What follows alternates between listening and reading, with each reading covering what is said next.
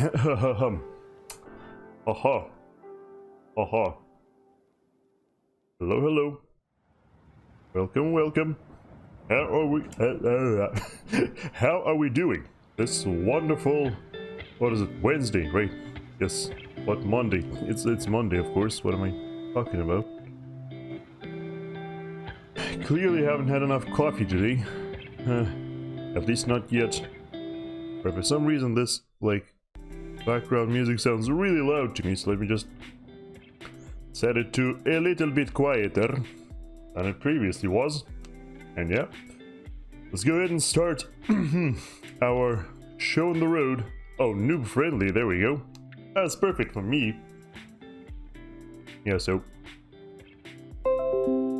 haven't had my coffee for the day yet, so I am going to be having it right now as we are streaming. Group formed. It's gonna be an experience. Really with you then, Ross? What? Oh my god. I thought it was the actual wheelie playing against us here or with us, but no. It's not the wheelie, also known as one of the most powerful players in all of FAF, also known as Farms.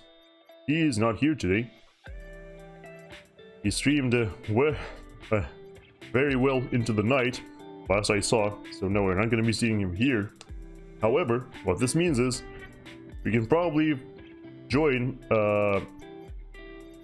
whatchamacallit. Did I even be Seraphim? I'm not entirely sure. Oh god, whoops. Okay, one, two, click to expand map and clicked on another spawn by accident.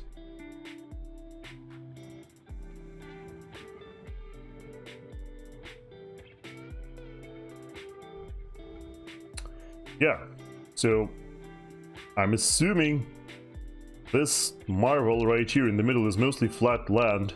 It also seems like I won't have too many mass extractors unless I go super aggressive and try to expand here, I suppose.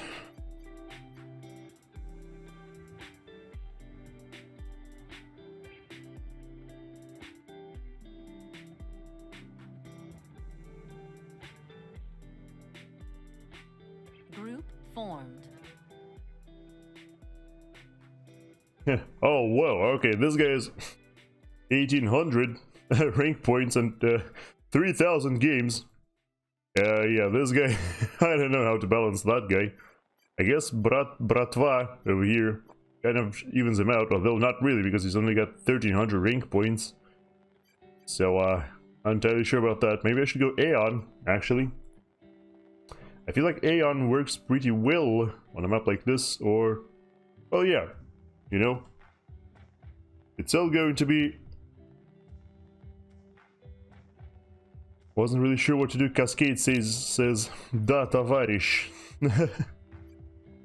Cascade from clan BBC. Right, yeah. I feel like Aeon could work well. You know, in order to make sure to fend off attackers using that double gun. Or maybe I should just screw everything and go UEF instead or something. So are we happy with the 81%? Not entirely sure about that. I kind of feel like the 1800 should be balanced with the one of the 1700s, but we'll see about that. Typing to me, sorry. Oh, well. The host says I'm not too well connected to that guy. I guess it makes sense because, you know, all of them are from the US, Canada, or Brazil, so I am one of the people who might have a high ping. Nothing we can really do about it. Except maybe host our own map, or maybe we should start our stream with casting. You never know. Maybe that's the thing we should do. Group formed. Official Yo Bo. And Marcus. And JT is also here. Well, all the stars are aligning, truly. Truly. What is this D? The past nightmare, what? Did you enjoy test? No, I did not enjoy test because it was just a test.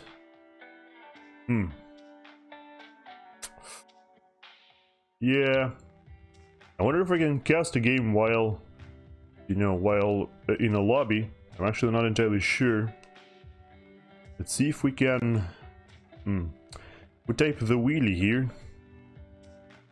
I should probably find some of the games he streamed yesterday. It always shows the wrong year for some reason. Like, I don't care about games that happened last year, you know.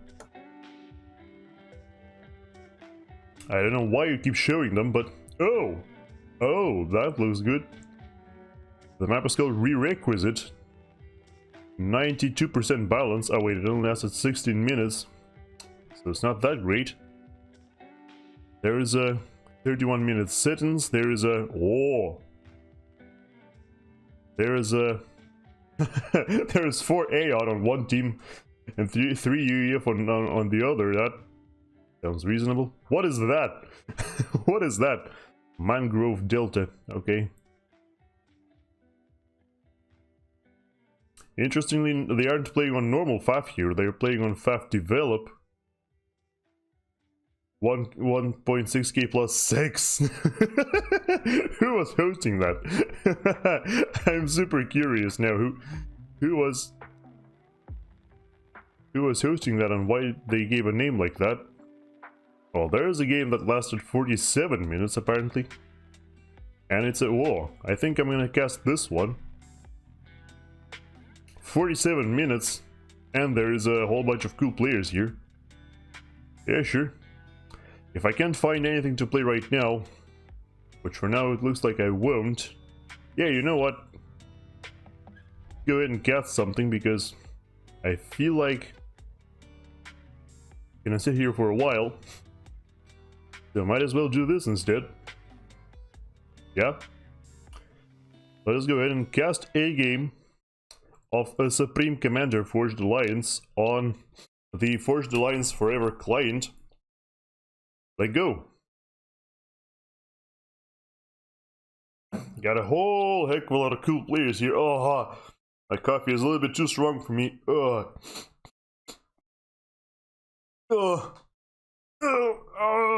I gotta stretch while I still can.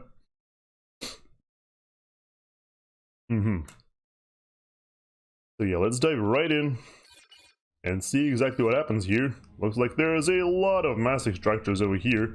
There are multiple different spots that can qualify as starting locations, even though they technically aren't. Okay, I need to actually reduce my audio because this is already proving to be a little bit of a disaster.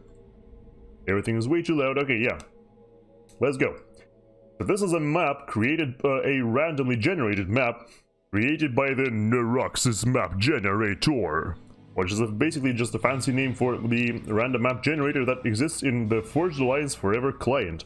And hello, Altizen, welcome. Hey, you're the first one here today. Great to see you. How are you doing? I hope your night is going well so far, and I hope I can improve it slightly. So yes, we've got all stars aligned here on in this particular cast, as you can see on the right side. So let's go ahead and waste no more time in introducing our players. So in the purple corner on team 1. Where the hell is team 1? I can't even see. Oh yeah, okay, here. Starting from the bottom, we've got ourselves Blast Chilled at 1900 rank points, playing Cybran in, what is it called again? I always forget. Vivacious Violet, I think is what Guile calls that. Going first land, and Shirley will be occupying those mass extractors before moving on to greener pastures. Then next up, right next to him, we've got another Cybran by the name of Natron playing in Halib Orange at 1700 rank points, also going first land. No surprises there so far. Next up on this middle position, with lots and lots of uncontested mass extractors, or at least seemingly uncontested, we've got ourselves Skyski, yet another Cybran also at 1900 rank points. In Cyanide Cyan, one of my personal favorite colors, also going for first land, and yes, indeed, no surprises as of yet, like I just said. Moving on to the corner position, which seems to be like this is supposed to be an air position of sorts here on this particular map. We've got Willy Wanker Noob, I'm guessing. Yes, Willy Wanker Noob, very nice name there. In Ferrari Red, at 1700 rank points, playing Aeon. Also actually going first land, interestingly enough. I'm not entirely sure what exactly he's gonna reach using that land, but whatever. That smile is Evil Incarnation. What smile? I can't see any smiles anywhere. Not entirely sure what you mean. Anyway. Next up, we've got ourselves the Wheelie, who looks like to be the star player of this particular match, and yes indeed he is, at 2500 rank points, an absolutely whopping amount. I don't think I've ever seen anyone reach that yet. That's an absolutely insane amount of rank points.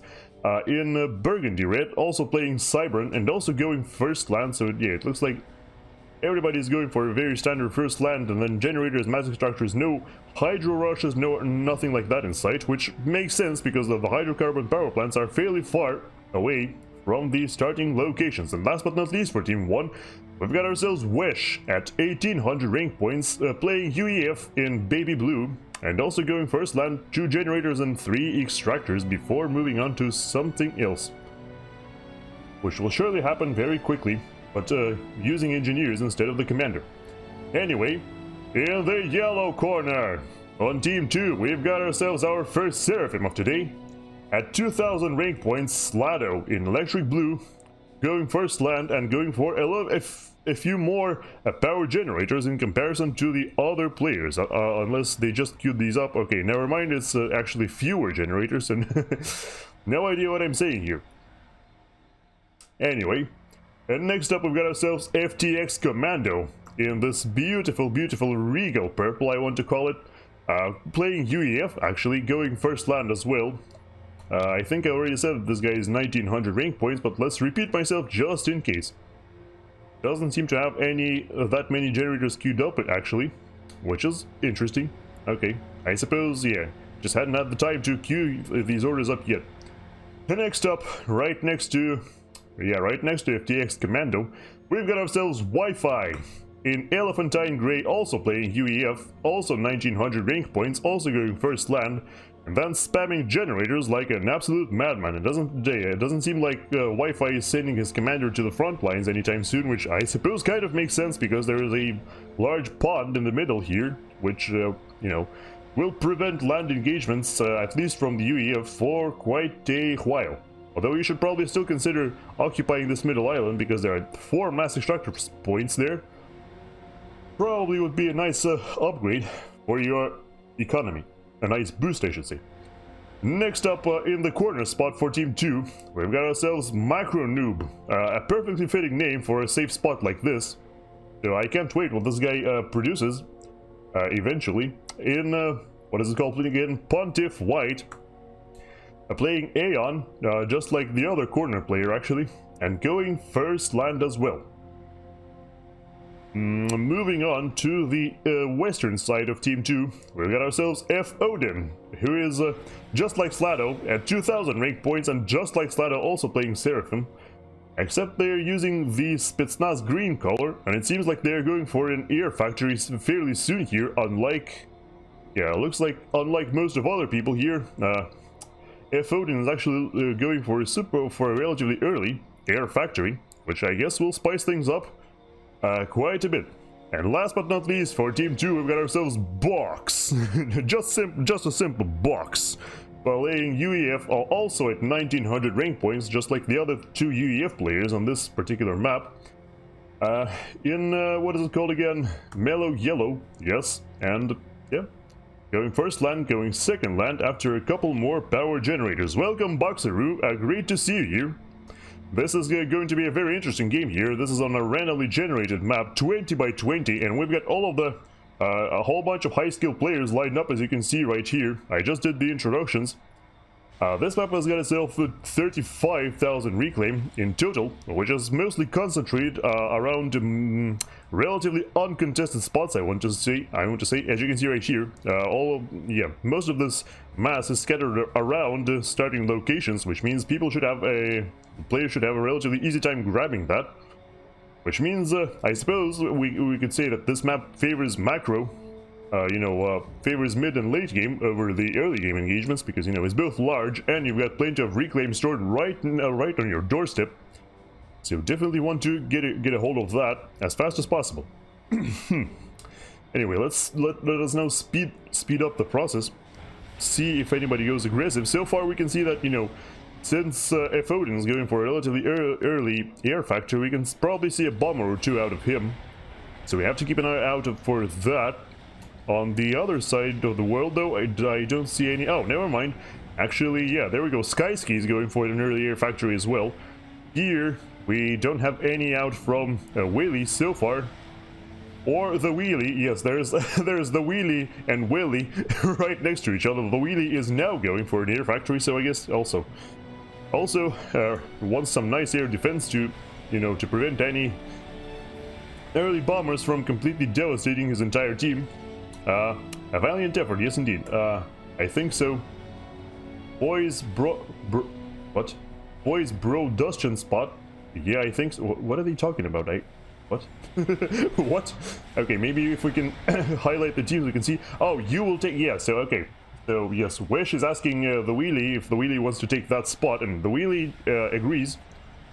Which I am pretty sure nobody on his team will mind, because the Wheelie, having such a high rank advantage, will surely make a good use of this extra mass income that he will get from these spots. And also, yeah, of course, queuing up a land factory in order to secure this location, which is probably quite easy to defend, considering you can only basically get to this location from around these walkways right here. You can, yeah, it's basically a cliff, a sheer cliff from all directions but one, which means it will be, yeah, like I just said, relatively easy to defend.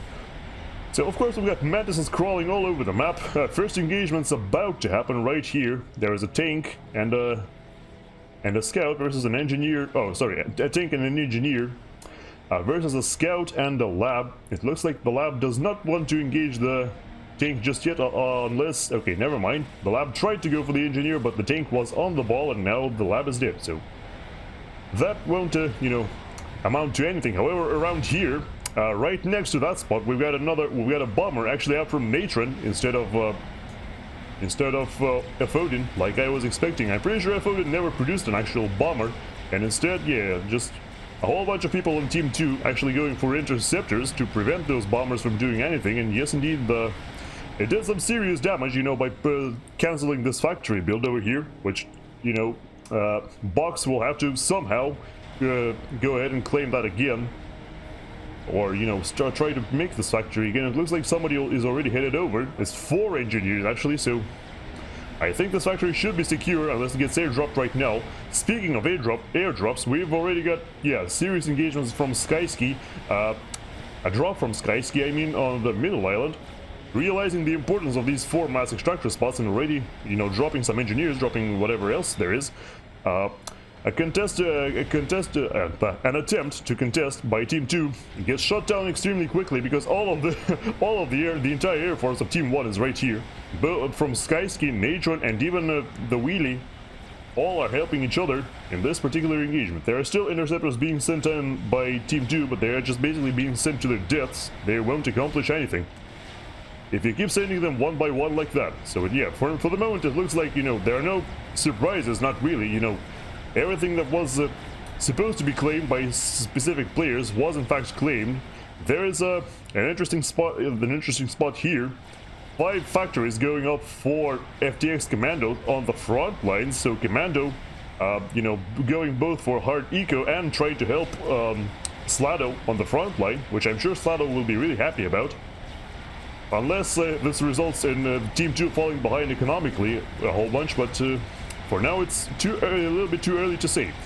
Gun upgrades going up all over the place. Box on the southern flank and Sladow on the northern flank, going for the gun at the same time for Team 2.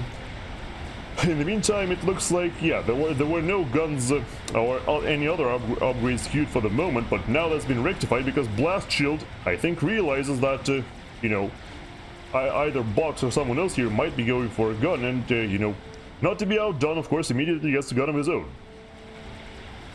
Yeah, there will be the first major spam engagement over here. It looks like for the moment the units from Box are focusing a little bit better on the enemies, which means Blast's forces are going to take a few more casualties in comparison to who's that again? Box, right? Yeah, in comparison to Box's forces, which I'm sure Box will be happy about. The problem though is that Natron has done pretty much the exact same thing that FTX Commando did, and Natron's forces are now sneaking behind the lines of Box. It looks like Box didn't expect that at all, so the force is just pouring through here. And it could do some serious damage because, you know, it doesn't look like there's too much to contest it right now. Of course, the forces from Box are now going in to intercept, but there's just 5 tanks. They should be enough when supported by Foden's commander. However, this location is still highly vulnerable, and I feel like a few units out from Natron will definitely make it here and actually do some damage to Foden's power grid, which I'm sure he will not be too happy though. Although, now that I say that, there are so many bombers out from Foden already that, you know, he's probably good actually. If they destroy a few generators, that won't really amount to anything, considering how many units went in and got killed. So, never mind. Actually, for the moment, they are in fact safe. There is a Tech 2 transport now going for FTX Commando. That transport was actually made by Macronoob.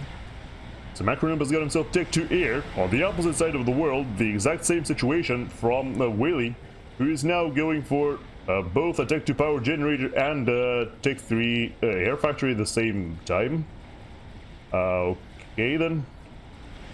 Mass stalling quite heavily as well. Does have a decent amount of mass extractors to his name, but none of these are actually capped, so, you know, the mass output of them is still kind of limited, and it looks like it isn't enough to build both a Tech 3 air factory and T2 power generator at the same time. We've also got naval engagements in the middle here. You know, they feel like Navy is kind of important because, you know, it can reach quite far. I don't think it's possible for the Navy, for the like cruisers or even for torrents to reach the corner players, but it's definitely possible to reach all of the other bases, you know, around the lake. So taking control of the lake is quite important, I dare say. For now, we've only got Navy out from Wi-Fi from Team 2, while on Team 1, both the Wheelie and Skysky are working on it, which seems to be giving Team 1 an advantage for the moment. There was an attempt at another naval factory out from Skysky here, right in the front line. It's not gonna work because, yes, there are way too many frigates here. The frigates aren't shooting each other. Yeah, the Wheelie's frigates are just chilling there, doing nothing. In the meantime, yes, we've got Foden also going for a gun as well. Foden seems to be, yeah, I guess the spot next to the corner spot from the Wheelie and Foden seems more like an eco spot.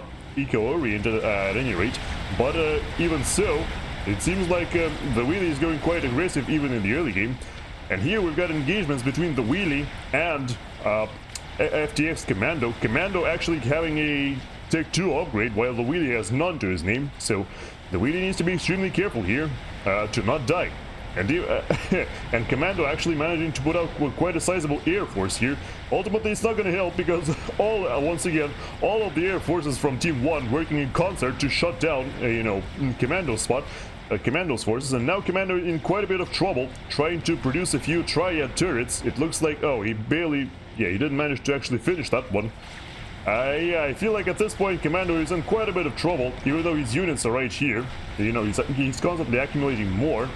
He has to fight Wesh here, and, you know, he still has to fight the Wheelie's commander as well, just putting down more and more triad turrets, which get constantly stunned by the Medusa. By the Medusa out from the Wheelie himself, actually. So I'm not entirely sure how FTX Commando gets out of this. I guess he is bringing in a sizable tank force here. But I'm pretty sure the Wheelie can still handle them because, you know, the Wheelie has overcharge at the very least, and already I'll get some veterans and will very shortly get some more. Box in the meantime gets killed by Blast Shield here. I have no idea what caused that, of course. Well, we can see that Blast Shield has no tactical missile launchers to his name, so it might have just been a very aggressive push by both Natron and Blast, which means, yeah, Box just got killed, and now all of Box's stuff gets transferred to Foden, actually, which I'm sure he's going to be super happy about, because even though he's still working on that gun, has been working on it for like 4 minutes now. Oh, the wheelie dies! Yep, of course I missed it. Yeah. Okay, missing everything already, that's a good start. So yes, the best player on Team 1 just got killed by FTX Commando, whose push actually did in fact work out. Now this will get cleaned up, of course. There's very little they can do. Commando, realizing that he's getting targeted by Corsairs now, has to quickly come up with something, and his solution looks to be exactly correct, which is a flak cannon, which shreds those Corsairs in seconds, and I don't think they'll get a second pass anymore. Unless, of course, yeah, they're flying away now, actually, which means, yeah, they definitely won't get another pass. In the meantime, Commando will produce himself a Tech 2 shield generator. Box is asking, Okay, Box is asking Wi-Fi why he's spamming Lobos. I'm not entirely sure what Wi-Fi is doing. Oh wait, Wi-Fi has himself a Tech 2 Air Factory HQ, so probably going to go Tech 3 Air very soon. However, there is already Tech 3 Air out from Willy, and I'm not entirely sure if... Okay, well, yes, so... Micronoob does in fact have a Tech 3 Air of his own, so he's good on that for now. Actually building a second power T3 power generator as we speak, trying to airdrop an engineer for somebody. It looks like this engineer is going towards the... Oh yeah, towards the north. Probably going to give that engineer to Commando or Sladow. We'll say, we have yet to see. In the meantime, Sladow, though, having with his gun upgrade, is pushing aggressively against Wesh. And it looks like Wesh is actually facing two players here, which is not ideal, let's just say that. Commando already got himself a gun upgrade as well, while we're busy talking, watching something else. The Corsairs are of course helping, trying to, you know, control Sladow a little bit, you know, hold him at bay. I don't think it's gonna work though. However, there is a nasty surprise waiting for Sladow here. There's like 4 BD turrets here out from Wesh, which will very much shut down this push. And I don't even think the combined force of Commando and Sladow can actually match these turrets. So they should be extremely careful. Oh yeah, Commando already taking a whole bunch of damage, lost probably like 2,000 health already, and will continue to lose more. The wheelie says easy snipe. And yes, there are now restorer gunships out from Willy and Renegade gunships out from Blast, combining their efforts to shut down and destroy Commando's commander, who just controlled Case. Okay, all right. Well, Commando is now dead. The same fate could very well befall Sladow here, which would be like an absolute disaster for Team 2. However, it looks like, yeah, alright, looks like the air from Micronoob swoops in and shuts down any continued efforts of Team 1 to do anything by air. And yes, indeed, the gunships out from Blast got killed by the explosion of Commando's commander. There is still one gunship harassing Sladow, which for some reason Micronoob didn't clean up, but now it's gone. And now I don't think there is anything more that Team 1 can do in terms of air sniping, because yes, once again, Micronoob is on the ball and still kicking the ass of the opposing air. Alright, in the meantime we've got, oh no, it looks like Foden's commander might get surrounded here. He's only got himself a gun upgrade, and now Corsairs from Blast, yes, are coming in, dealing some serious damage. Already lost about 6,000 health. The spam from Foden is of course there, and is of course pushing back, not leaving their commander behind, of course. And it looks like Foden is actually completely good, because he's got so many interceptors here that really there isn't that much those Corsairs can do. If the fighters from Willy were to come in and help the matter, then those interceptors would be wiped out. But Willy himself has barely got any Tech 3 air left, because his fighters already got wiped out by Micronoob. But in the meantime, he's going for the resource allocation system. So I'm assuming, yeah, if we look at the economy, we can see that Macro Noob is actually outpacing Willy quite heavily, while also maintaining air control, so you can clearly see the skill difference between the two players. Even though, of course, you could argue that, you know, it wouldn't have happened if Willy didn't produce so many restorers at the time that he did. Because all those restorers really did were kill one commander. They couldn't even finish Sladow, who will now get Tech 2 for himself and, you know, regenerate all the health. Blaster should give Navy and those 4 mexes to Skyski, then he focuses. Okay, yeah, so... yeah, right. So the wheelie is was telling Blast to give all of the naval stuff to Skyski, which makes total sense because, you know, Skyski is now in complete control of the Navy for Team 1. He can focus on that, you know, and hopefully this way he can outmatch Wi-Fi, who's already having some serious trouble, by the way. If you can see right here, there are destroyers and cruisers out from Skyski, while Wi-Fi himself only has Tech 1 Navy, with 1 cruiser to aid them, which is not a very good look. Sure, like he can bombard this island right here and destroy these mass extractors, which are still Tech 1, by the way. Nobody was upgrading them the whole time. But yeah, Wi-Fi needs to seriously start producing those destroyers like yesterday, because very soon he might get overrun here by the superior naval force of Skyski. In the meantime, yes, over here we've got a sizable air force accumulating out from Willy, who seems to have learned his lesson and is now, instead of restorers, using Spectre gunships to deal with the incoming spam, which, you know, Spectre gunships are a lot cheaper, you know, easier to produce, so you can rack up your DPS extremely quickly while you need to defend something against something immediately. It's basically, yeah, even if you got Tech 3 air, sometimes it's a good idea when you need to defend against land invasion. It's a good idea to use Tech 1 or Tech 2 or Tech 1 air instead of Tech 3, because they can be produced much easier, so you can quickly rack up a lot of DPS to stop these Tech 1 units from crawling in. And that's exactly what's happening here, with a whole bunch of gunships out from the Willy, which are basically completely annihilating this land push out from Sladow. So the push gets shut down, and that's the end of that. Wesh is making a risky play here, trying to engage against this outpost from Sladow. It used to belong to Commando, you know, before he got blown up. But yes, it looks like Wesh might be successful here, because he's got Tech 2 tanks, and there is only 1 Tech 2 turret protecting the whole thing. It's already being shot at by Wesh's commander, who has a gun upgrade and a nano, so yeah, 1 Tech 2 defense turret is basically nothing to him.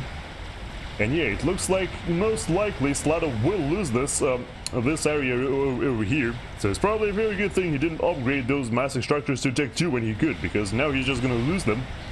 And there is very little to nothing he can do about that. Kill Flak, then I can kill. Okay, so Willy is telling AMTY. Willy is telling somebody to kill Flak. I'm not entirely sure who that is. Maybe, yeah, I think he's telling Wesh maybe to kill this flak cannon, so then Willy can clean all of this up, which, I mean, yes, but I don't think it's that valuable that you should send all your gunships here. We'll see though. In the meantime, we should keep in mind that there is also a Tech 3 air has been issued by Wi-Fi and by Skyski on the opposite side as well. So Skyski seems to be producing torpedo bombers, which, yeah, makes total sense. You know, he wants to win Navy, so torpedo bombers are the way to go. 1 destroyer out from Wi-Fi goes down. There are still more destroyers coming in from Skyski. There are 2 of them, in fact. While Wi-Fi is also working with 2, still producing 1. Yeah, the 1 more will be out very soon, which means yes, Wi-Fi's Navy is safe for now. There are Corsairs now coming in trying to destroy the Tech 2 naval factory, I imagine. However, they are flying over cruisers and all other kinds of nastiness, so yeah, there's no way these Corsairs will be enough to do the job. And yes, indeed, some air going up here, says Sladow. I'm not entirely sure what he's referring to. I guess I can't really say unless I mean, I still can't see, whatever. I guess he was referring to Red's air, which, yes, is right here. Willy's air is on the ball right now. Actually controlling the airspace over Sladow's head, which is never a fun place to be. There is a flak cannon out from Sladow. There will probably be multiple flak cannons. However, you know, the ever-present problem of the gunships just literally flying away from your flak cannons is still there. There is another cannon going up right now.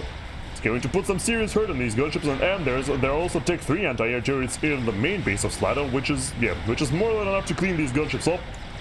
However, the damage has been done. They have destroyed a couple massive structures which were Tech 2 and capped, so they did some serious damage to Sladow's economy, which wasn't the best to begin with, but now it's gotten even worse, all things considered. And yeah, in terms of economy, you can see if we go to income, Macro Noob is working with 144 per second, while Willy is sitting on 64. That is not a good look when considering who is producing air in this game. Which, yes, Willy and Macro are the chief air producers in chief, and that is not a good look when your main air player is so far behind the opposing air player.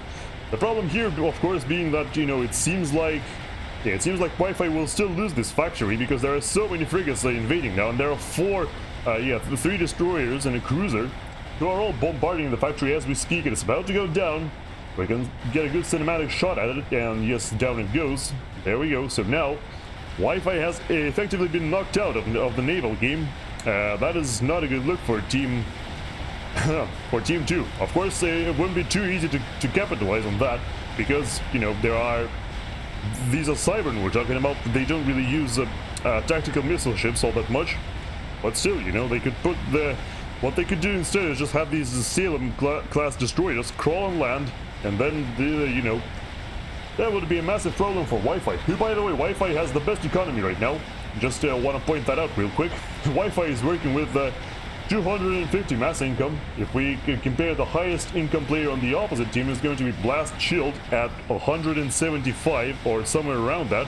And it looks like Blast is getting invaded by Tech 3 units out from F Odin, which is, interestingly enough, these are actually UEF units, Titans protected by some parachute shields. Even though F Odin himself is Seraphim, he got all of this UEF base right here from Box, who was killed very early on.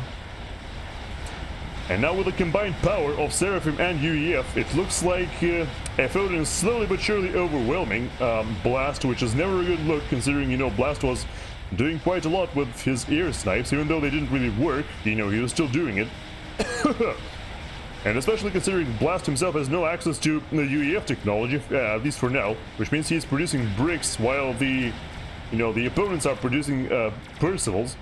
Percivals usually, bricks are usually a bad matchup for Percivals, especially considering, F Odin does not want to push into these bricks and is instead conserving the Titans, pulling the Titans back, which Titans can very easily run away from the bricks and bait them directly into the massive cannons of these Percivals, which is, something you definitely don't want to happen. We should, however, take note of the fact that Natron is still here, still in the game as well. He's only producing Tech 2 units for now, at least on the southern flank.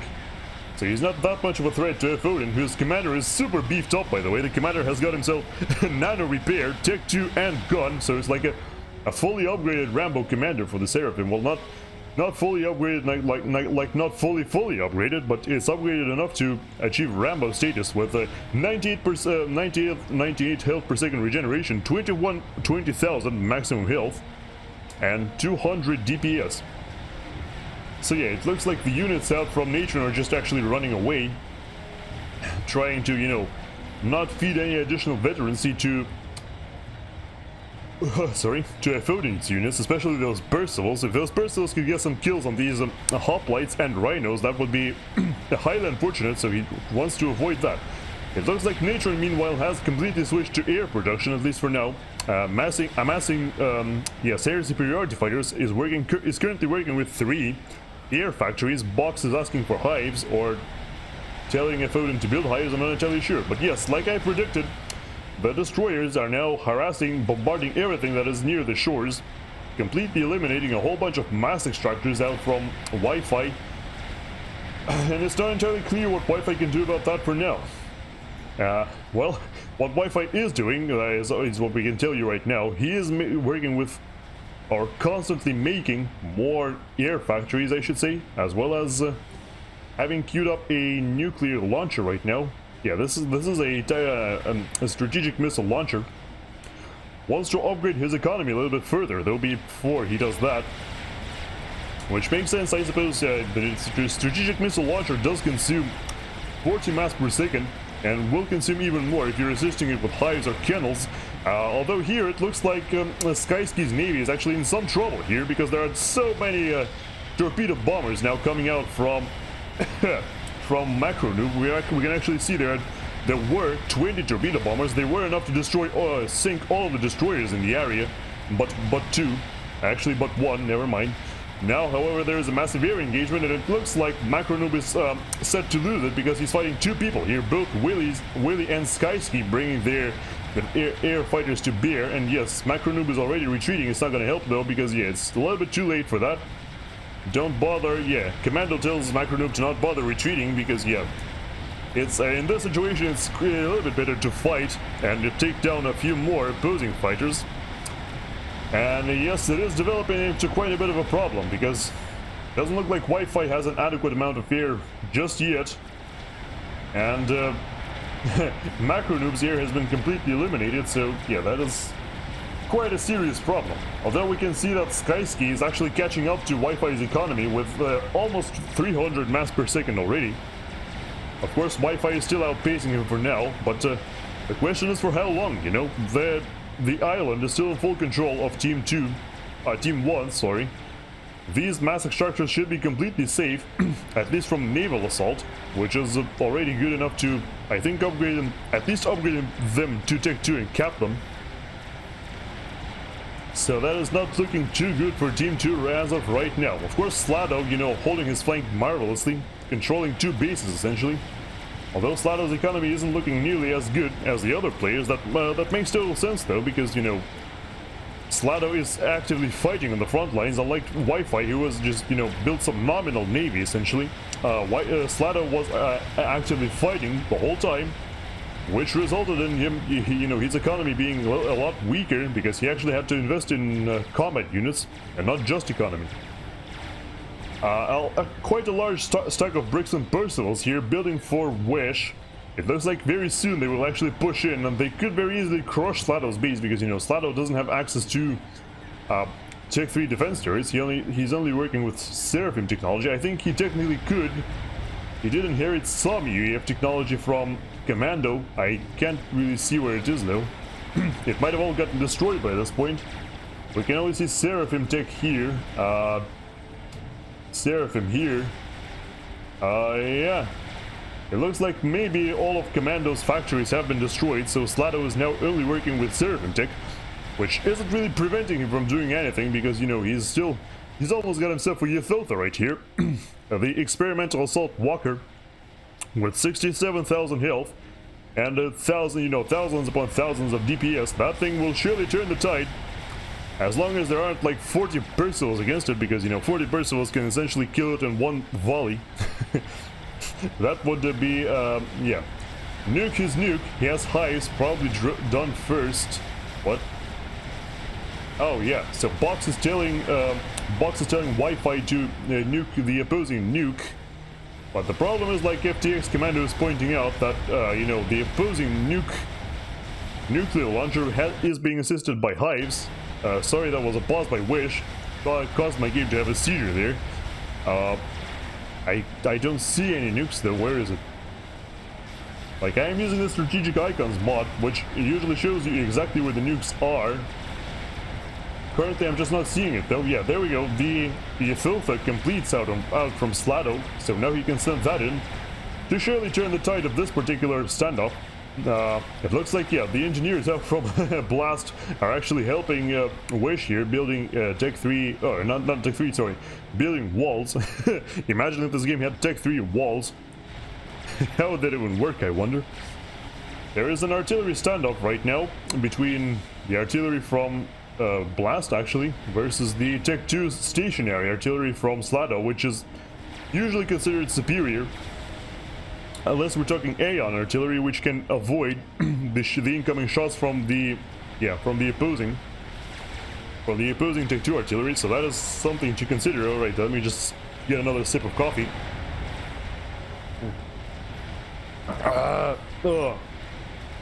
It's way too cold right now. And interestingly enough, Wesh actually upgrading these relatively unsafe massive structures to Tech 3, and not even protecting them with shields or anything like that. There are only 2 anti-air SAM launchers in the area for, protecting them from aerial assault, but there is nothing, there are no shields to protect them from artillery or anything like that.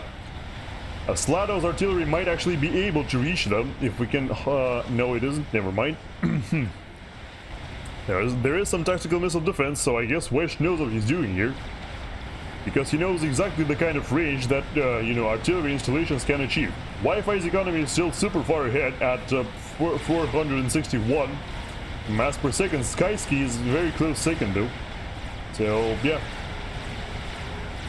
Box tells the wheelie, your team could just spam nuke subs, but he is still Tech 2 Navy. Oh yeah, that's actually a very good point, If Skyski produced a whole bunch of nuke subs, then, it would be really hard to stop him just nuking the entire the entire enemy team into oblivion. But I suppose Tech 2 walls, yeah, I don't know. Maybe you can consider, maybe some objects in this game can be considered Tech 2 walls, like shields, maybe, yeah. Maybe shields are Tech 2 walls, actually. And then Tech 3 shields are Tech 3 walls. Maybe you can, imagine it like that. Okay, it's actually serious artillery batteries out from Wesh as well. They are protected by mobile shields though, which are quite a bit weaker than, the stationary shields like Sladow has. There is one Tech 2 shield here, which is, I think, is being assisted, so it's not actually, they aren't actually being destroyed as we speak. However, this Yefilfa might change the course of the standoff, like I already said like 5 times. Yeah, as long as it actually wants to approach, which currently it doesn't, it's just given an attack order, which means it moves around and, stops constantly. But yes, we could very well have a massive push here. There are no Ravager turrets out from Wesh here, and this, I don't think this artillery installation will ever complete. They exist, civilians have them. Oh, you mean the taller walls that the civilians, you're right, yeah. On maps like, I think it was, what is it, Plateau of Arrakis, I think it was. Yeah, I think there, you can have, yeah, they're like super tall walls that the civilians are protected by, makes sense, yeah. Right, so I'm still not seeing, okay, now I am seeing it, yes, there is a nuke out from Natron, which is, Natron has got himself both a nuke and an anti-nuke, so Wi-Fi, I think Wi-Fi is actually not protected here, which is quite a bit of a problem, but his anti-nuke is in a different position from the nuke, or... Actually, oh no, yeah, okay. So Wi-Fi has got himself 2 anti-nukes, one of them has been paused, but it is protecting his own nuke, so at least that won't be destroyed. I am not entirely sure. Oh, the nuke is actually flying towards Sladow, which is a serious problem because, yeah, now he needs to run away. This firebase will be taken down if the nuke lands on that. And it looks like it's actually going to. The nuke might actually even catch Sladow and retreat here. It doesn't. No. Okay, I think he should be safe here. Safe from that particular nuke. But yeah, the firebase does get destroyed. 4 massive structures lost right there. Box is telling Sladow to turn. Does that mean turn away, or Sladow is asking for a Tech 2 transport? Because yeah, now Wesh's entire army just is gonna start chasing after Sladow's commander. I think it could be a base trade right here, although technically Wesh has so many armored assault bots here, which I think he might still be okay. Might be able to hold this Yefilfa off, even with all of these retreating and chasing Sladow's commander. Natron, meanwhile, also coming out with his own experimental unit, which is actually, oh, it's a Soul Ripper, yes, so Natron utilizing the air advantage. Yes, Natron utilizing the air advantage to construct a Soul Ripper, which is an serious aerial assault unit who does massive DPS by hovering over the opposing army and just destroying everything in his path. It looks like this particular army doesn't have any Tech 3 mobile anti-air. Yeah, I don't see any Cougars around here, just a whole bunch of flak, and this amount of flak is inadequate in terms of destroying an entire Soul Ripper. It's losing some health, but this Ripper could very well, destroy this entire army and, barely lose like half of its health, which is quite a bit of a problem. The Yefilfa, in the meantime, is still supported by all these tanks, and has killed a whole bunch of armored assault bots to the point where it actually has veterancy now, so it's regenerating health even faster. It should be headed towards Wesh's commander, while instead it's just cleaning up random factories and whatnot. Now there are Corsairs coming in from Skyski, actually. The Corsairs are surprisingly missing their shots on this gigantic unit, which I honestly couldn't believe that was possible. But yes, there are so many Corsairs that even though the Filthy is dodging, I don't think... yeah, there we go. Blast Shield is producing a whole bunch of random nonsense. An experimental unit has been built by Blast Shield, or alternatively the Soul Ripper was given to him. I'm not entirely sure. I don't see the Soul Ripper anymore, which means it might have kill. Okay, yeah. So Box is telling Sladow to kill. However, there is a problem. There are 5 Ravagers here. And along with these Corsairs, there are very much enough to destroy this Ythiltha, so yeah, that push is not happening anytime soon again. Interestingly enough, Sladow is working with his own nuke. I don't see any anti-nuke from him though. He has a stealth field right next to the nuke launcher, so that might prevent the enemy from seeing it. Let's see. Yeah, they can't see the nuke at all right now. They might be able to do so soon because the fighters out from Skyski are right here. They might actually be able to just kill Sladow outright using those Corsairs, which will be highly unfortunate, but I actually don't see his commander anywhere. His commander is safe, relatively safe in base, right next to the nuke. There are way too many fighters out from, who's this Wi-Fi? Sorry, Skyski, and they are now seeing the nuke for sure. Which means, yeah, the stealth generator is no longer doing anything, might as well destroy it right now. Yeah, so the Corsairs are targeting Sladow. There is enough anti-air to kill them all, however. And the fighters from Skyski are very wisely retreating away from all this anti-air. Even though, you know, just one turret isn't enough to threaten all of the fighters, it will definitely kill a whole bunch of them, so... I don't think that's too much of a problem, though, because Skyski is still coming in with even more Corsairs. I have no idea what's up with these Corsairs. They will just die here to all these flak cannons. Yeah, I don't know why you'd be doing that. Sladow himself is completely safe. Yeah, not sure. Cybernetic 3 walls that occasionally EMP, or better, stealth walls. Exciting place to join the stream this morning. Hey, welcome, Foolish Sage. Welcome, my friend. I'm super happy to see you here. Yes, we are playing Supreme Commander Forged Alliance, which is a 2007 game, which was very well ahead of its time. And I suspect that was the reason it didn't get too popular back in the day, but yes, it's an epic scale, real-time strategy set in the future, where you can, you pretty much always have, thousands upon thousands of units on both sides.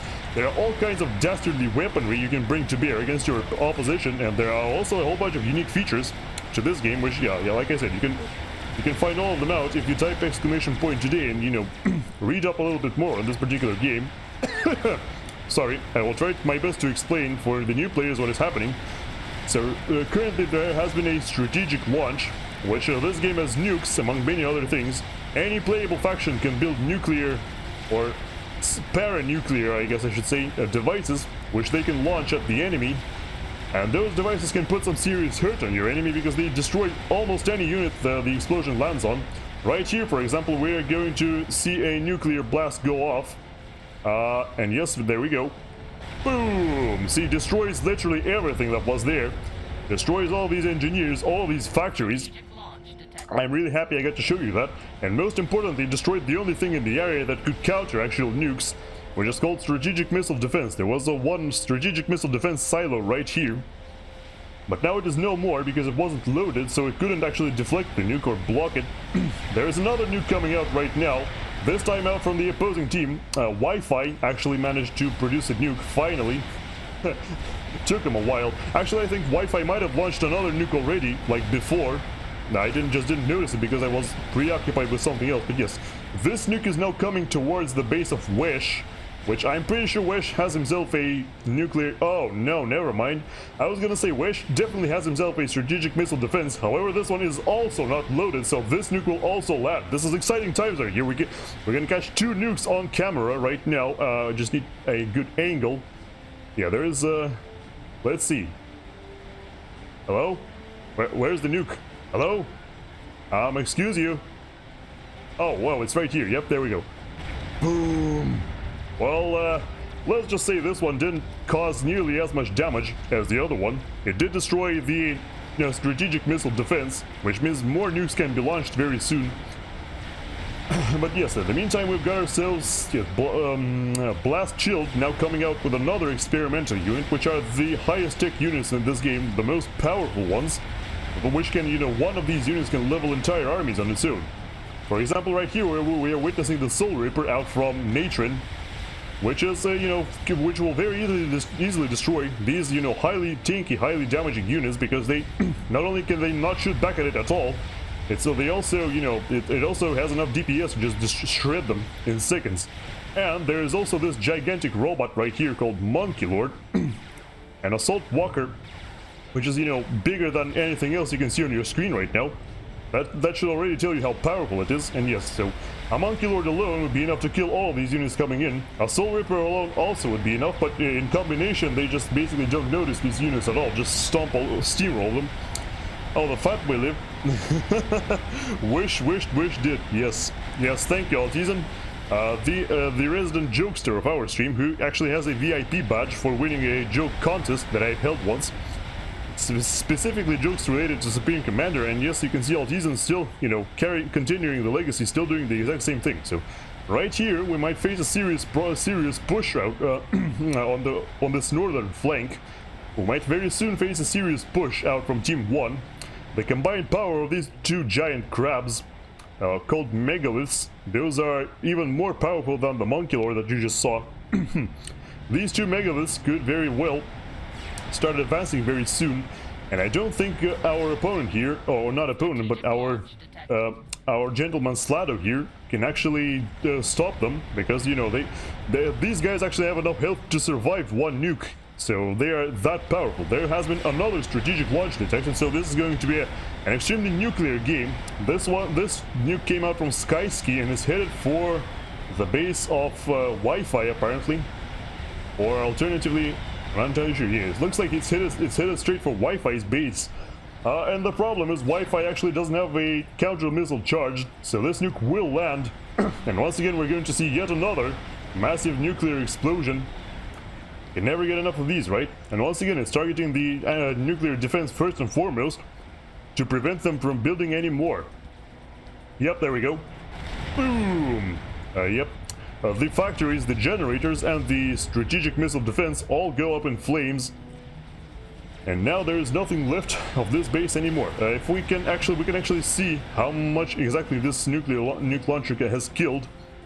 If we can go right here, 270 kills total, as well as approximately 103,000 mass killed. So that's a whole ton of mass, by the way. For reference, well, I'll show you the reference very soon. The first ever nuke coming out from Sladow actually had it headed for, I have no idea where that's headed, but perhaps it's headed here for, for Blast's base, or fire base I should say. However, the nuke here is loaded, so that's not gonna work out too well.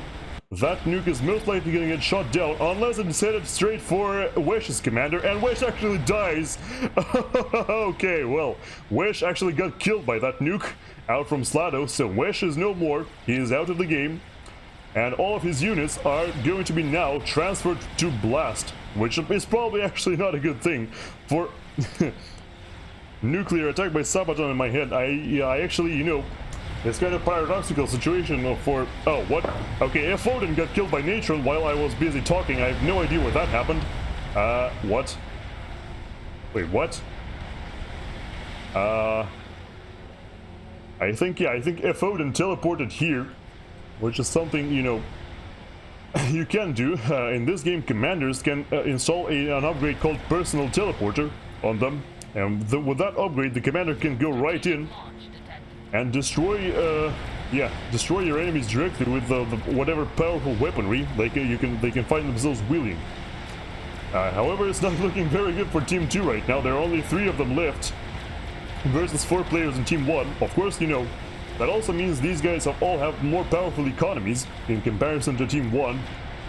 But there is also a question of how long exactly it's gonna last, because very soon we might have ourselves a situation where, the players on Team 2 don't have enough, micromanaging power to actually handle all of the responsibilities that have been bestowed upon them, and so in that case they could die horribly. So, all right, there is a fairly good nuke out from, I actually don't remember who that was. I think that must have been Wi-Fi who launched that one. and hello and welcome to one dude, by the way. Yes. Welcome. Great to see you here. As you're witnessing yet another nuclear blast, I think we've had like 10 by this point in this game. I actually missed some of them, but I've caught most of them. So at least I can feel proud of that. I missed the what looked like a telemaser, or not telemaser, but telegun, I guess I should say. Sladow has been defeated by Control K for some reason. Alright, so Sladow basically just gave up at this point and just left the game, which means now his commander will explode and all of his stuff will be transferred to Wi-Fi, which once again benefits Wi-Fi greatly because, you know, he has so much even greater economy right now. If we can take a look at the mass income of every player per second, which mass is the more important of the two resources you've got in this game. You've got mass and energy. Energy is produced by building those things right here, power generators, which can be built anywhere, while mass can only be produced from specific spots on the map, which can be you can see right here. They are labeled green.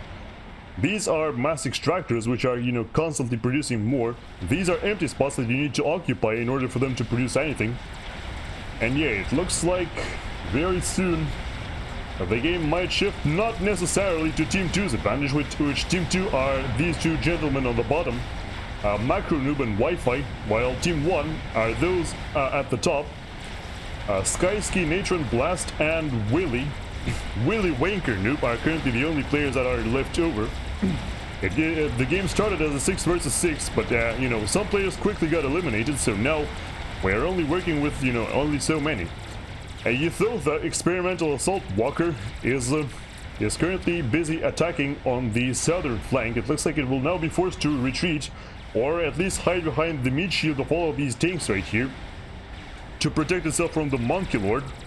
Yes, now we've got an epic clash of Ythotha versus Monkey Lord. If you can see, yeah, you can see it right here. The Monkey Lord does possess greater DPS than the Ythotha, but the problem is the Monkey Lord has a lot less health to work with, so I'm pretty sure he's gonna die in like 3 seconds. Okay, there's a nuclear crater that you can see right there, where one of the commanders died in the early game. Yeah, it looks like the Monkey Lord isn't even firing upon the Ythotha, because the Ythotha also has a greater range on its main weapons. So, yep, there we go. The Monkey Lord does go down, as predicted, and now there's very little on this flank to actually stop this Ythotha from advancing. These Tech 1 artillery, mobile artillery units are just cannon fodder. They cannot stop it, especially considering those Tech 2 amphibious tanks, Riptides, out from... Who's this Wi-Fi? Yeah, out from Wi-Fi, I think. No, Macro Noob, sorry. Macro Noob are completely annihilating all of these artillery units even before the Ythotha can shoot them. There is, of course, a problem here. There are now support commanders engaging the Ythotha and the Riptides. The Riptides have all been killed, so now I think these support commanders are actually enough to stop them. The advance. The support commanders, a couple of them will die, but that is absolutely the sacrifice that Blast is willing to make, considering this will kill this massive, gigantic walker, you know, prevent that from doing anything anymore. So he's definitely going to be happy about that trade. In the meantime, there is another. The smart move would be to push the monkey into the chicken. Don't take that out of context. Yes, that is how you kill the Ythotha using a Monkey Lord.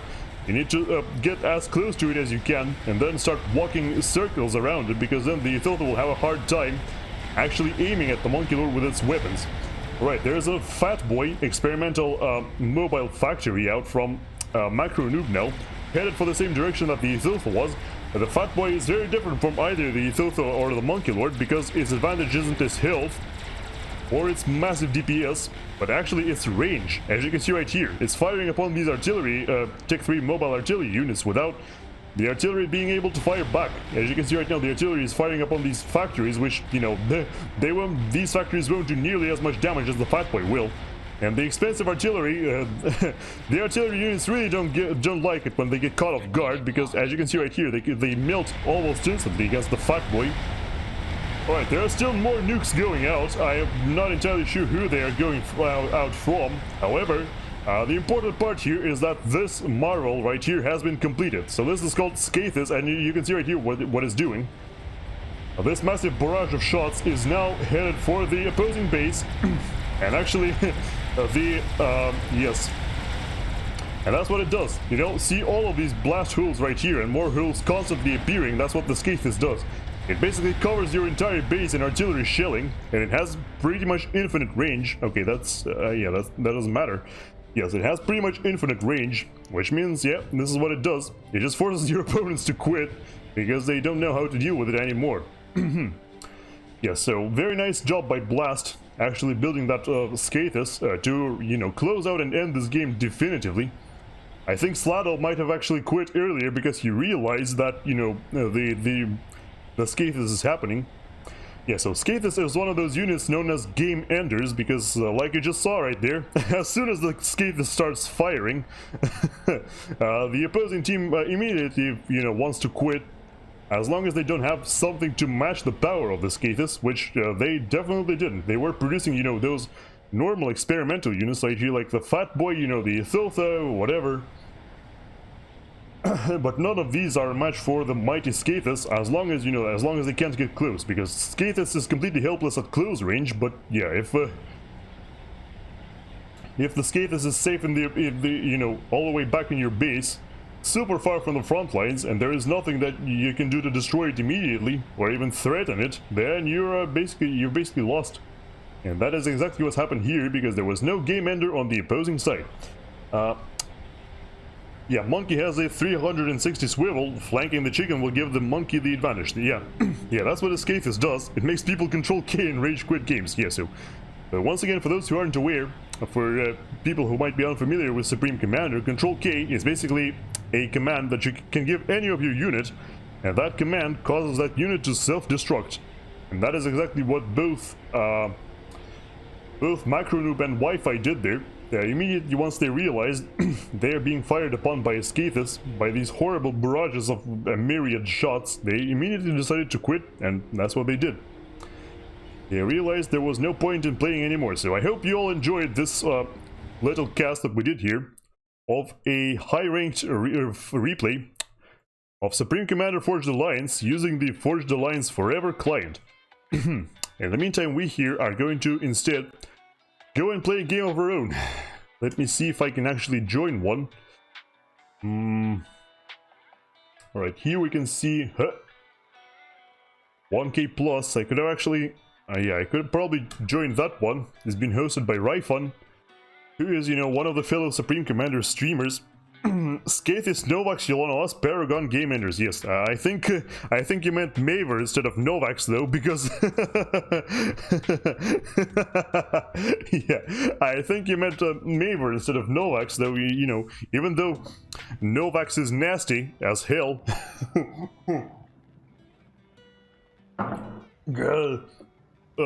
It's not a. It's I wouldn't count it as a game ender because it's much cheaper and it does much less damage.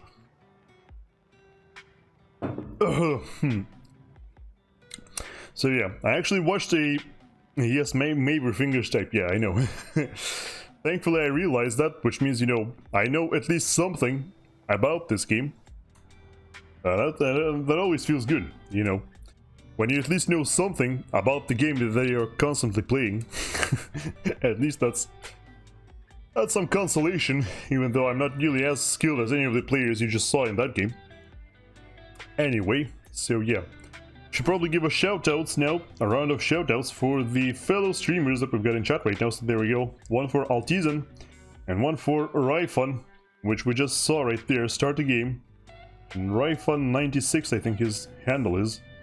Yep, there we go, Supreme Commander Forged Alliance. Oh wow, Altizen, you were playing Vermintide, that's cool. I do like Vermintide, even though I've never played that. You know, for me, it holds high sentimental value, considering it's, you know, whatchamacallit, it's Left 4 Dead, but with rats instead of zombies. DualGap, yes. Well, it is being hosted by Australian folk, although there are plenty of... Okay, what? Oh yeah, that guy Bratva joins the Thermo game. Now I don't think I want to join that. Maybe I should play on a DualGap, because it doesn't feel like there's going to be anything else anytime soon. There is probably, you know, the usual Seton's lobby hosted by Marcus, but I think they are playing right now, so of course I can't join them while they are already playing. I kind of want to... Alright, first of all, I don't want this color. I'd rather go for something like this. And then should I go Aeon, or should I go for something else? Well, we'll see soon, I suppose. Let's just hope that, you know, I would like to play Air on DualGap, you know, to learn how to play Air better. Not the best by any means, but I'm not like the best in any position, so whenever I get a chance to learn, that's always, you know, something to... something nice you can do. Someone random noob just quit. Username checks out, I suppose.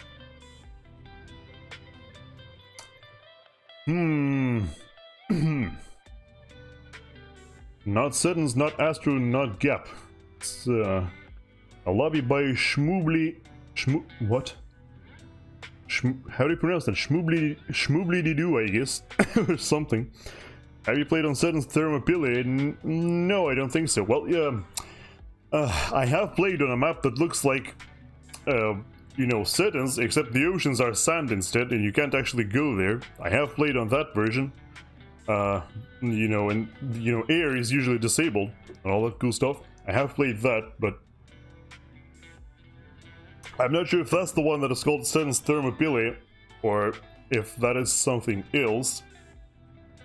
Oh.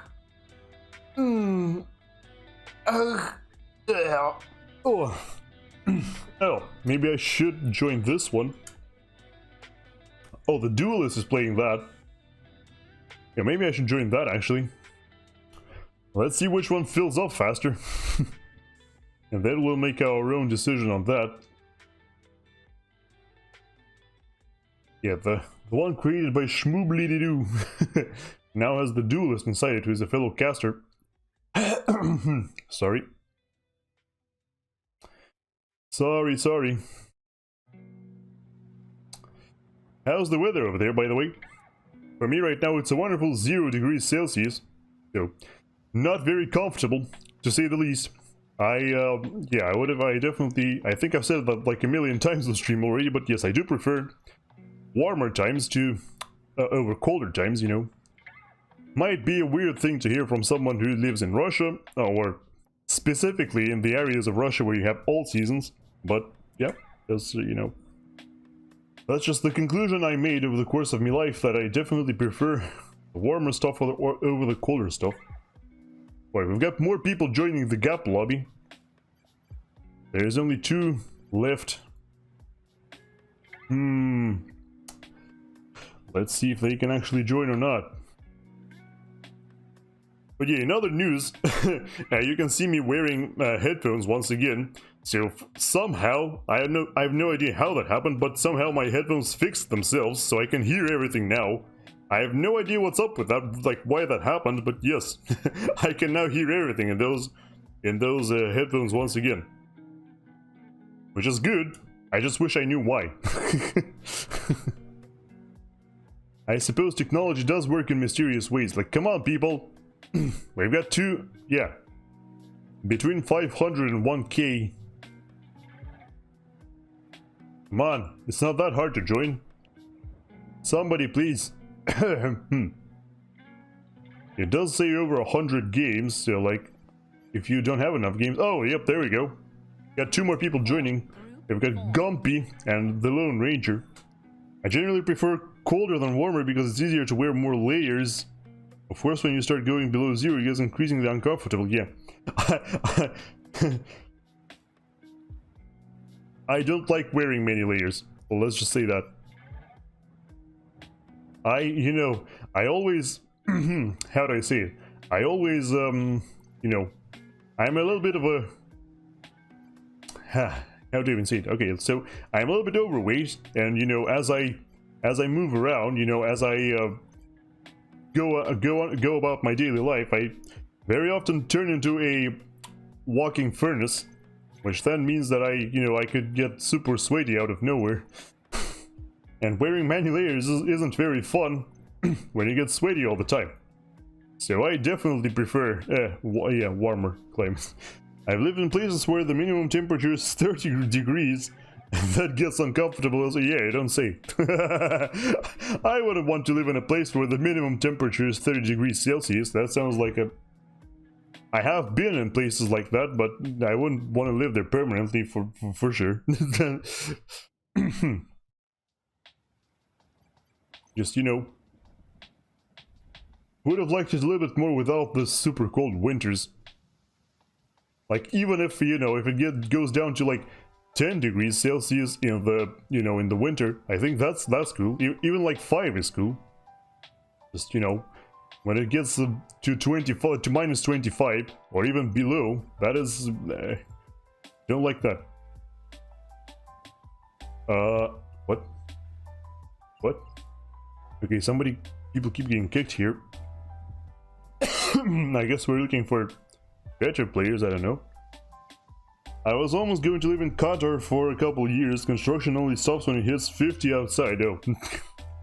Yeah, well, you know, people who constantly live in countries like that is like actually that I was going to mention a nearby country, which was the you know United Arab Emirates, where I have been a couple times. Yes, like in countries like the Emirates or Qatar or Saudi Arabia or whatever else you've got, you know, people are used to having those high temperatures all the time.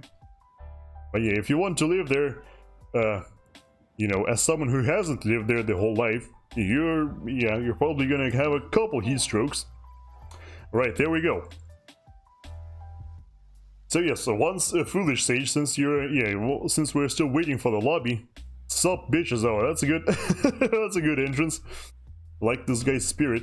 Anyway, so yeah, since we're just preparing for a game right now, I can talk at length about what this game is about. So at the start of the game, you control a single unit, which is called Armored Command Unit. That is basically you sitting inside a giant bipedal mech. Like you can see right here on this screen actually. The background is one of those Armored Command Units. It's often just called ACU, which is the short abbreviation, or Commander, or just COM. That is basically you sitting inside a giant mech. So your job then is to build up and build a whole bunch of factories that produce units, build a bunch of resource gathering facilities like power generators and mass extractors like I explained before. And then with that, the next step you do is you just go and destroy your enemies. The unique features of Supreme Commander are, first of all, its massive scale. It's completely normal to have, like I said, hundreds or even 1,000 units on both sides. It's also the fact that these green spots are actually infinite. Like you can never run out of mass. They will never run out of mass. They will constantly produce it over the course of the entire game. Oh wait, whoops. Sorry. Yeah, so everybody needs to check this box once they are ready, because yeah, that is what initiates. You can only initiate the game, start the game when everybody has checked these boxes. Yeah. So in team games, which is what you're about to witness a 6 versus 6 team game.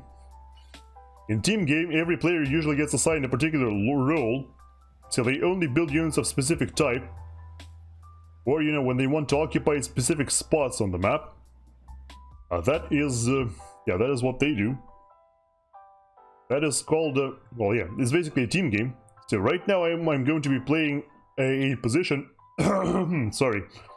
I'm going to be playing in a position which usually just gets, tries to take up to the best possible air units as fast as possible. And then tries to mass produce these units in order to accumulate a large air advantage over the opposing team, and then utilize that air advantage in order to just build some powerful flying units that would... Oh god,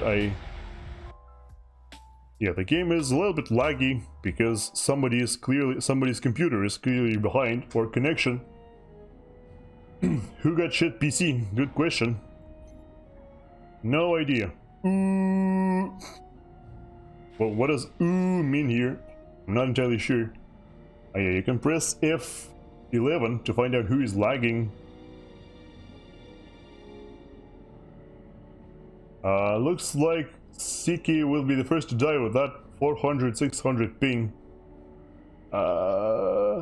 Who's Siki? I don't see a player with that name anywhere. Okay, whatever. So yes, the first thing we do is build a land factory and queue up infinite engineer production here, because what these engineers will do is they will just rule 400 ping, ping that matter 2Ks regularly play with 500 plus. Oh, this guy is Siki on our team actually. What?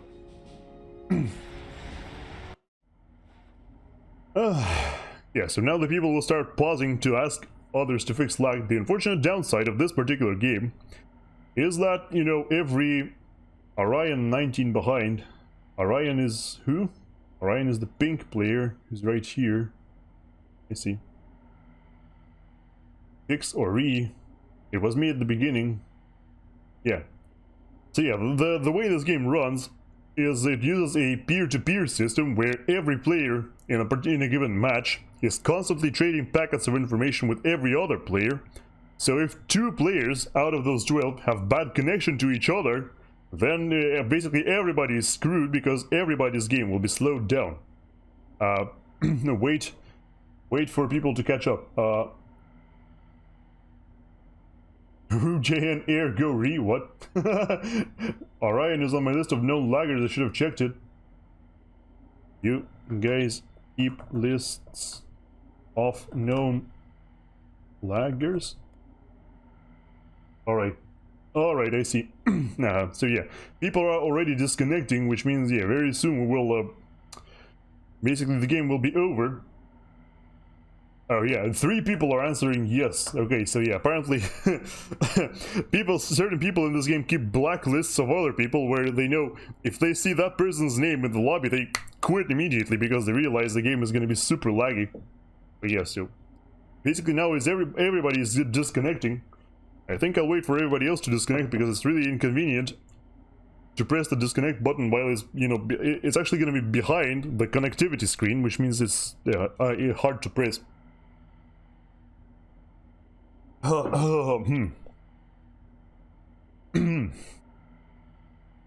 yeah, so like I said, my job would be to achieve Tech 3 air units as quickly as possible and start mass producing them, while hopefully leveling up my economy, you know, not falling too far behind on that, and using all of that, hopefully gain an air advantage for my team, and then build flying units that will capitalize on that air advantage, such as, for example, bombers, which will be able to instantly destroy, you know, in large enough numbers, would be able to instantly destroy anything. Or giant flying fortresses, which are, you know, pretty good all around. Okay, whatever, you know, I'll just press the rehost button because why not?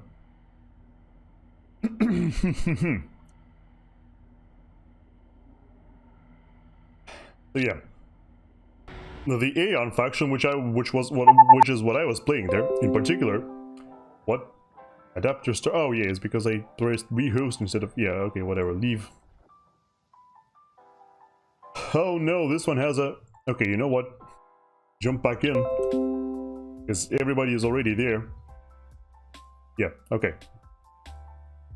Yeah, the Aeon faction in particular have access to an experimental flying fortress, which is an incredibly, yeah, like I said, pretty good all around. Of course, it's also super big, which makes it a giant target, which also, you know, suggests that, yeah, if the opponent still has lots and lots of those air fighters, which are particularly good at shooting down opposing flyers, they could just, you know, swoop in with these fighters, destroy your flying fortress immediately, and then leave. They would lose quite a few in the process, but, you know, sometimes a maneuver like that does pay off, because, you know, in order to make sure that this the flying fortress actually can't do anything. Similarly, in the game that I was casting, you saw a similar, you know, a very similar large flyer that was able to destroy entire armies on its own. That was the Soul Ripper, the beetle-looking thing.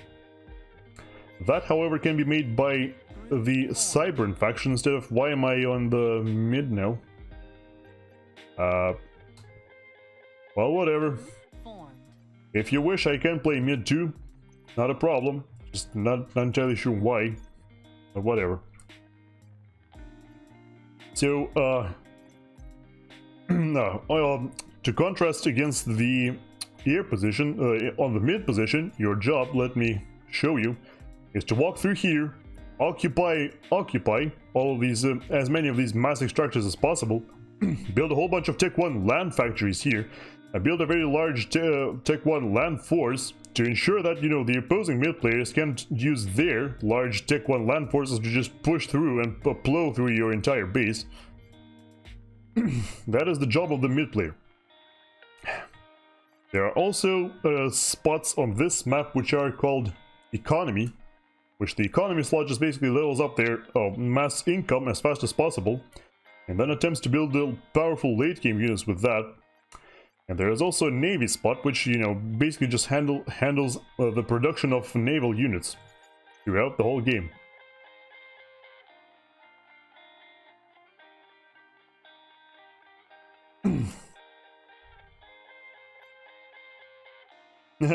Papich. Can I team 1? Papichulo X Mofo. Okay, there he goes. Somebody asked to be on team 1 but was denied the request. Well, suppose that happens sometimes. So yeah, since I am playing the frontal, the so-called first mid position, of which there are actually 2, what I probably should do is build one of these, and then one of these, and then immediately walk, not here, immediately walk through the middle,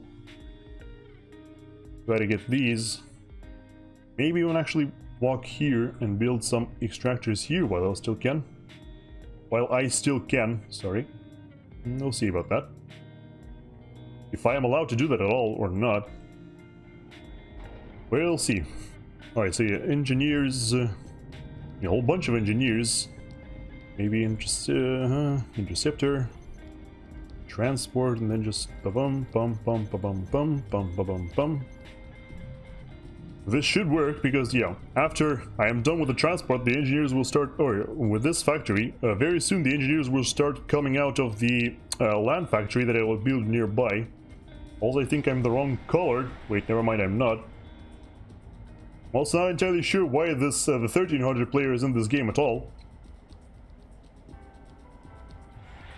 Better than last time. 8, who's 8? You can't actually tell from here. It's not me though, that's for sure. Right, yes, so build a whole bunch of generators and then build this. The second engineer that will come out of this base will also assist this engineer, which is once again a unique mechanic you've got in this game called assistance, where you builders can help each other build anything faster. Basically, as long as you've got as long as one of the builders has got the blueprint for a certain something you're building, any other builder can assist them and it'll be completely fine, you know. They can build it on their own. So you will help with the hydro, and then go do this, and then do this, and then do this. It was me, I fixed it when I was trying to stream again. Weird. Oh, so you're streaming, that's cool. I wonder if I can check this guy out later. Alright, yes, so you go ahead and... Oh, actually, you go ahead and reclaim this. It's kind of important. That's another unique mechanic of this game. You can absorb many map objects as well as other important objects in order to put the mass spent into building them, put that back into your economy, which is quite fantastic indeed. So the air scout out from me will go ahead and scout forward while okay, you go and reclaim. Terrans in StarCraft 2 also have this assist mechanic. Oh, okay, I see. Good to know. Where are you going? I asked you to go to the trees. Why are you going for the rocks? Stupid. Stupid! Okay, yeah, so this will just produce engineers, like tons of engineers. Eventually it will probably switch to producing, or upgrading to T2, but for now just engineers, thank you. Righto. Yeah, there's the interceptor, which should be patrolling the perimeter here. There's already a scout coming out from the orange player. Probably gonna try to shut down some of our engineers. Not sure if they're gonna succeed or not, but We'll make sure to not let them. Okay, I think it's time to start upgrading one mass extractor already. And yeah, you will assist the transport now. In order to make sure that the transport comes out faster. Where are you going though? For some reason these guys always feel compelled to walk instead of actually doing anything. You can go here probably. Yeah, so my commander will just keep walking and reclaiming. KKK, are you assisting as well? Yeah, so here's the transport. So the next thing we do. Who's building that? Oh, it's that guy. Yeah, so next thing we do is load up these engineers into the transport and bringing them to the front lines in order to start building them factories. Okay, I already see a bomber coming in, so let's kill this bomber. So we don't have the interceptor for that. For some reason this bomber is killing reclaim. Okay then. I suppose we can just do this instead. Alright, so yeah, this will just keep producing things infinitely. You should go and scout, because for some reason no one's scouting yet. I have no idea what's up with that. Okay, at least we should be able to kill the bomber before it destroys any of our engineers, which is the important factor here. Yeah, there is somebody reclaiming the rocks already, which is fine. Alright, you guys should go and start reclaiming, like, through here, I think. You should, yeah. Now we should start helping these. I think they actually aren't upgrading, or can't be upgraded by assisting. It's a little bit weird, but you know, whatever game mechanics, I suppose. Game mechanics, yes. Alright, you guys, yeah, you guys should have been building the whole time. That was totally my bad for not building. But yes, you should have. Alright, so yeah, my commander here will be able to claim all of these mass extractors for himself for now.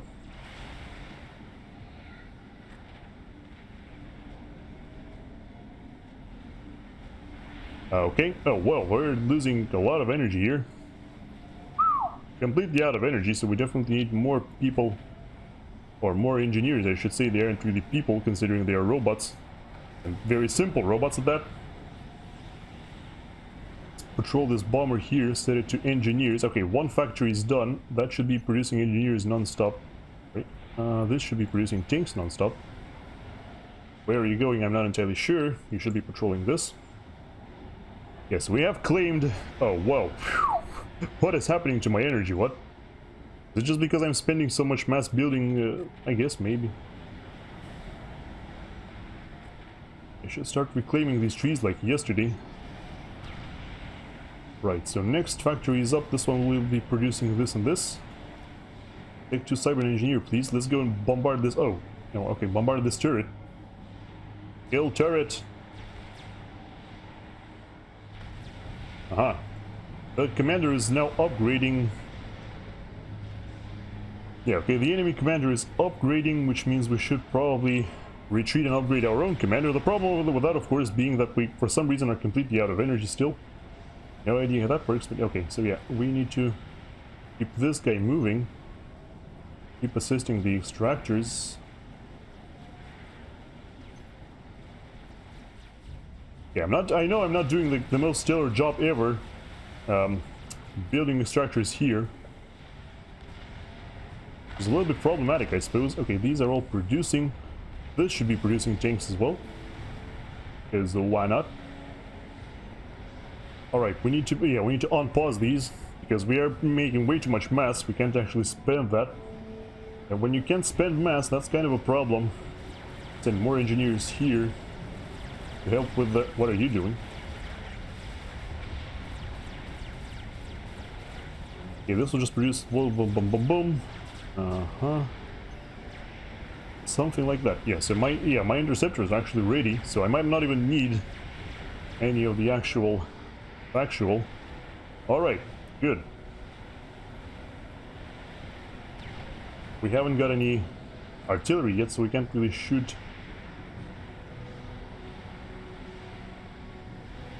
Alright, so yeah, there we go. The engineers.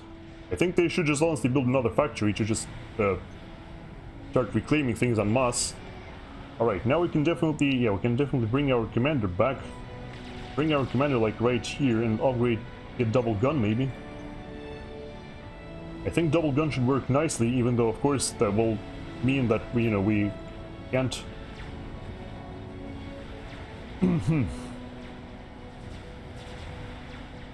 Alright, you know what, at this point I think just do this and make it take 2. Yeah.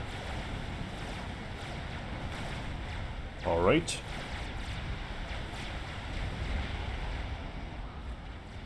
These guys can probably go build some... let's go build some energy storage now. They will take a while to arrive, which means, you know, we don't lose too much from that. Yeah, our tanks are very well matched up against the UEF tanks because our tanks actually outrange them. We're now utilizing that in order to... okay, yeah. Our commander is getting a gun. These guys should probably be doing this here.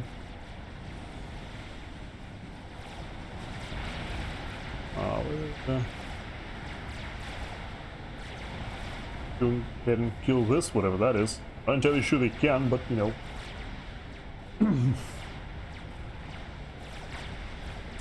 Wish I could actually see anything, which currently I can't.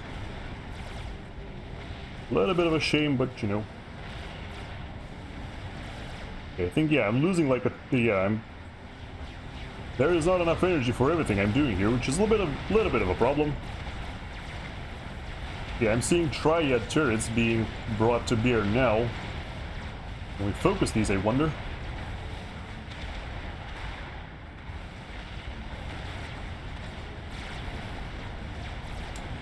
I probably shouldn't because my tanks are dying quite quickly here. Oh yeah, the frigates, yeah, it's just a frigate basically, so nothing to worry about.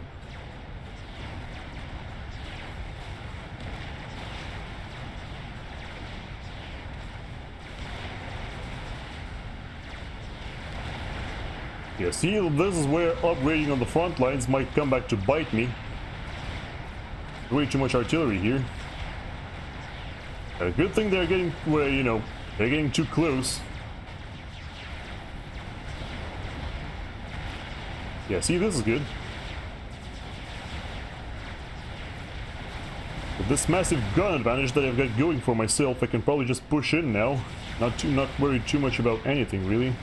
So can we prioritize PD with this? Yeah, okay, we can. Very nice. Go ahead and do just that.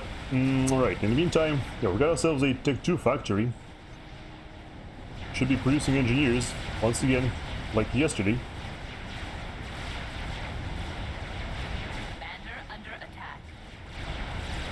Yeah, so air should go here, land should go here, even though we barely got any left over.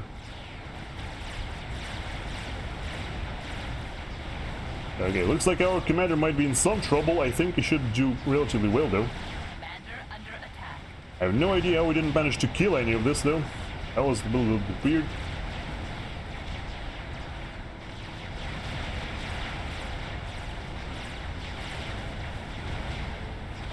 Okay, looks like our commander is now out of range of the enemy, which is cool.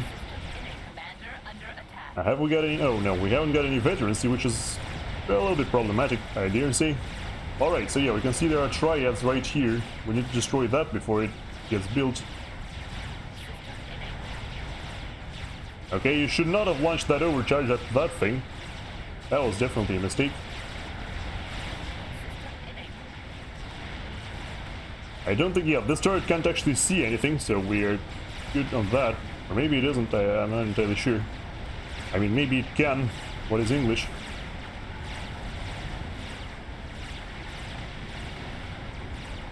Okay, so now we've got this giant reclaim field we're working with, which means we should probably start upgrading these as well. Okay.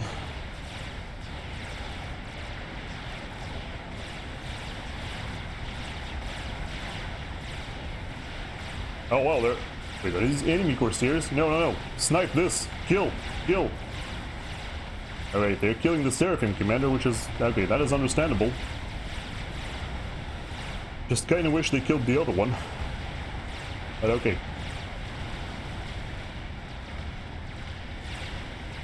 I should, you know what, I should send my interceptors here because they aren't really doing much of anything right now. But yeah, this commander is like super dead. There's virtually nothing he can do to survive. Alright.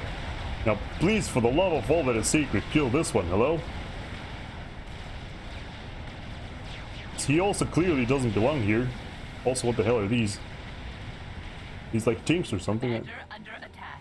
Oh, my commander is under attack apparently by something.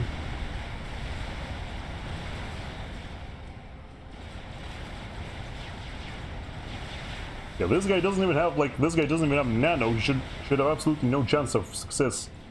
Of surviving, I mean, but yeah. Okay, I think that was the pink commander exploding. There we go. Good riddance, I suppose. Good riddance, indeed. I should probably, at this point, I should probably bring my commander back. Go ahead and push in here. What is this? Oh, these are T3 scouts. Okay, so yeah, you know what? I'll enter the water and then make the rest of the way through the water. Alright, but yeah, in the meantime...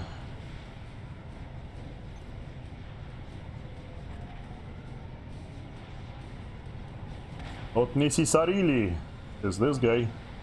Well, that means you guys just go and build everything here. This should be building this now. Yeah, let's just push in and make sure we can claim the entirety of land. We are actually completely out of mass, interestingly enough. I suppose that's kind of cool, you know. Oh no, never mind. Yet. Ah! Okay, somebody... oh, I think, yeah, the enemy mid players have now disconnected. Which is cool. Can we... oh, yeah, I think... wait, why are you not... what? Why did everyone stop reclaiming? What happened? What? Okay, I guess at a certain point I must have been overflowing mass, because, yeah, now nobody is reclaiming at all, which is a little bit weird. Okay. Yeah, reclaim everything. Because this guy isn't doing the best job. Our ally. I hope our... okay, yeah, so our friend here is producing, take 2 destroyers, which is cool. Need to reclaim this stupid interceptor because it's in the way. Can't build more... yeah, can't upgrade our mass extractors further because of that. Scout air can be done. I think that should be enough.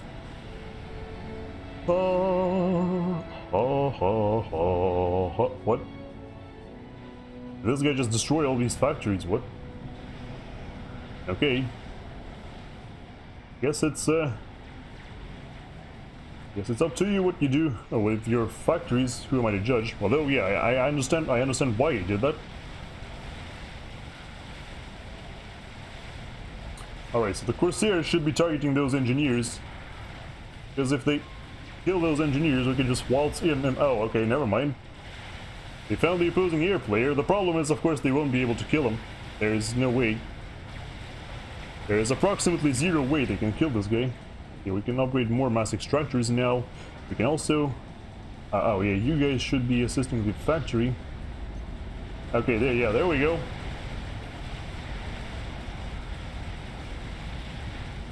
Yeah, so the top area is completely gone now. This engineer should be claiming these. Probably then build a factory actually, and then reclaim. You should also do the same thing. Yeah, so that's how you occupy territory. And yeah, here we will need a factory to upgrade to Tech 3 probably.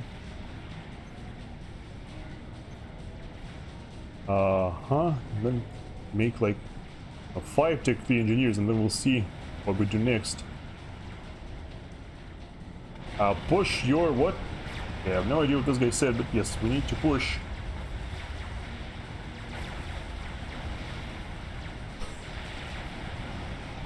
I unfortunately do not possess enough artillery to actually break this position, which is slightly sad.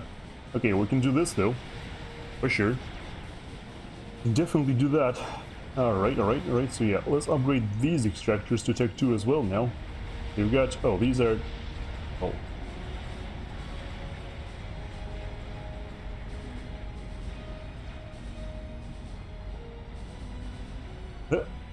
God damn it.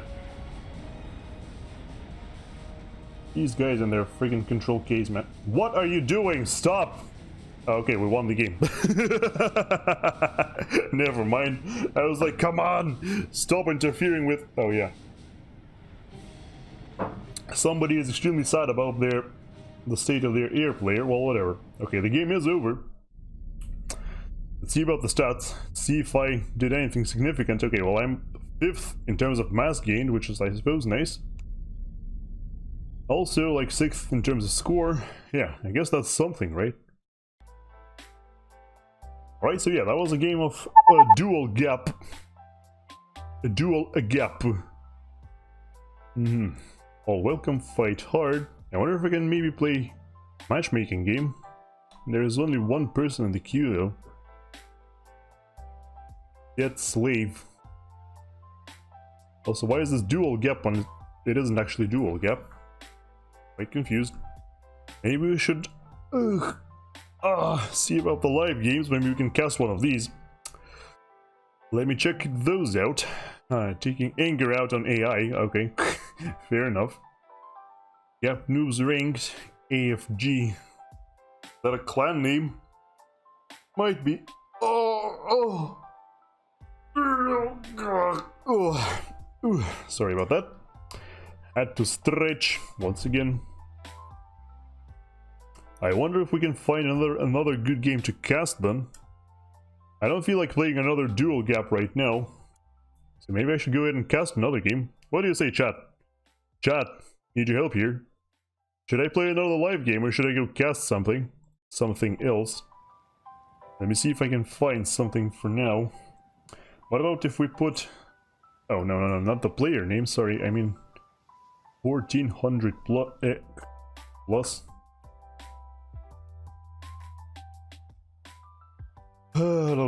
Good net CPU. You know, those are... Yeah, see, those are wrong because they are actually not 1400 plus, they are up to 1400, so I have no idea what these are doing here. They shouldn't be shown at all, but here we are. 800, 1400, welcome. 34 minutes is unranked for some reason. Unit restrictions, what? Okay then. Yeah, I'm not entirely sure why people play normal maps with unit restrictions. It makes no sense to me. But hey. 800, 1400, welcome. So, yeah. Try to make it 15, maybe then those will get filtered out. Let me see. No. 1v1. No, not quite.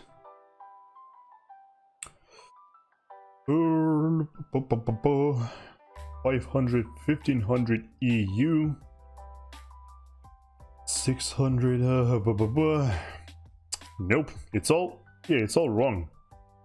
Okay, let's try 1600 plus. Maybe that'll. Right here we've got 2v2s happening. So maybe we can cast these. Once again, these are all up to 1600, not... Oh! What about this one?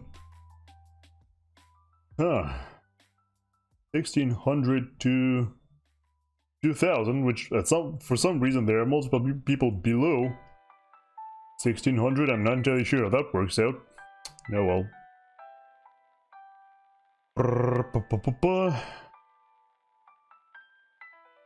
Yeah, can't quite find a high ranked player. Very high ranked, yes. JT and Marcus here. Gonna take forever to fill up, which I don't feel like sitting. Okay, seriously. You're seriously gonna tell me that since the 26th of September, there have only been like, what is this?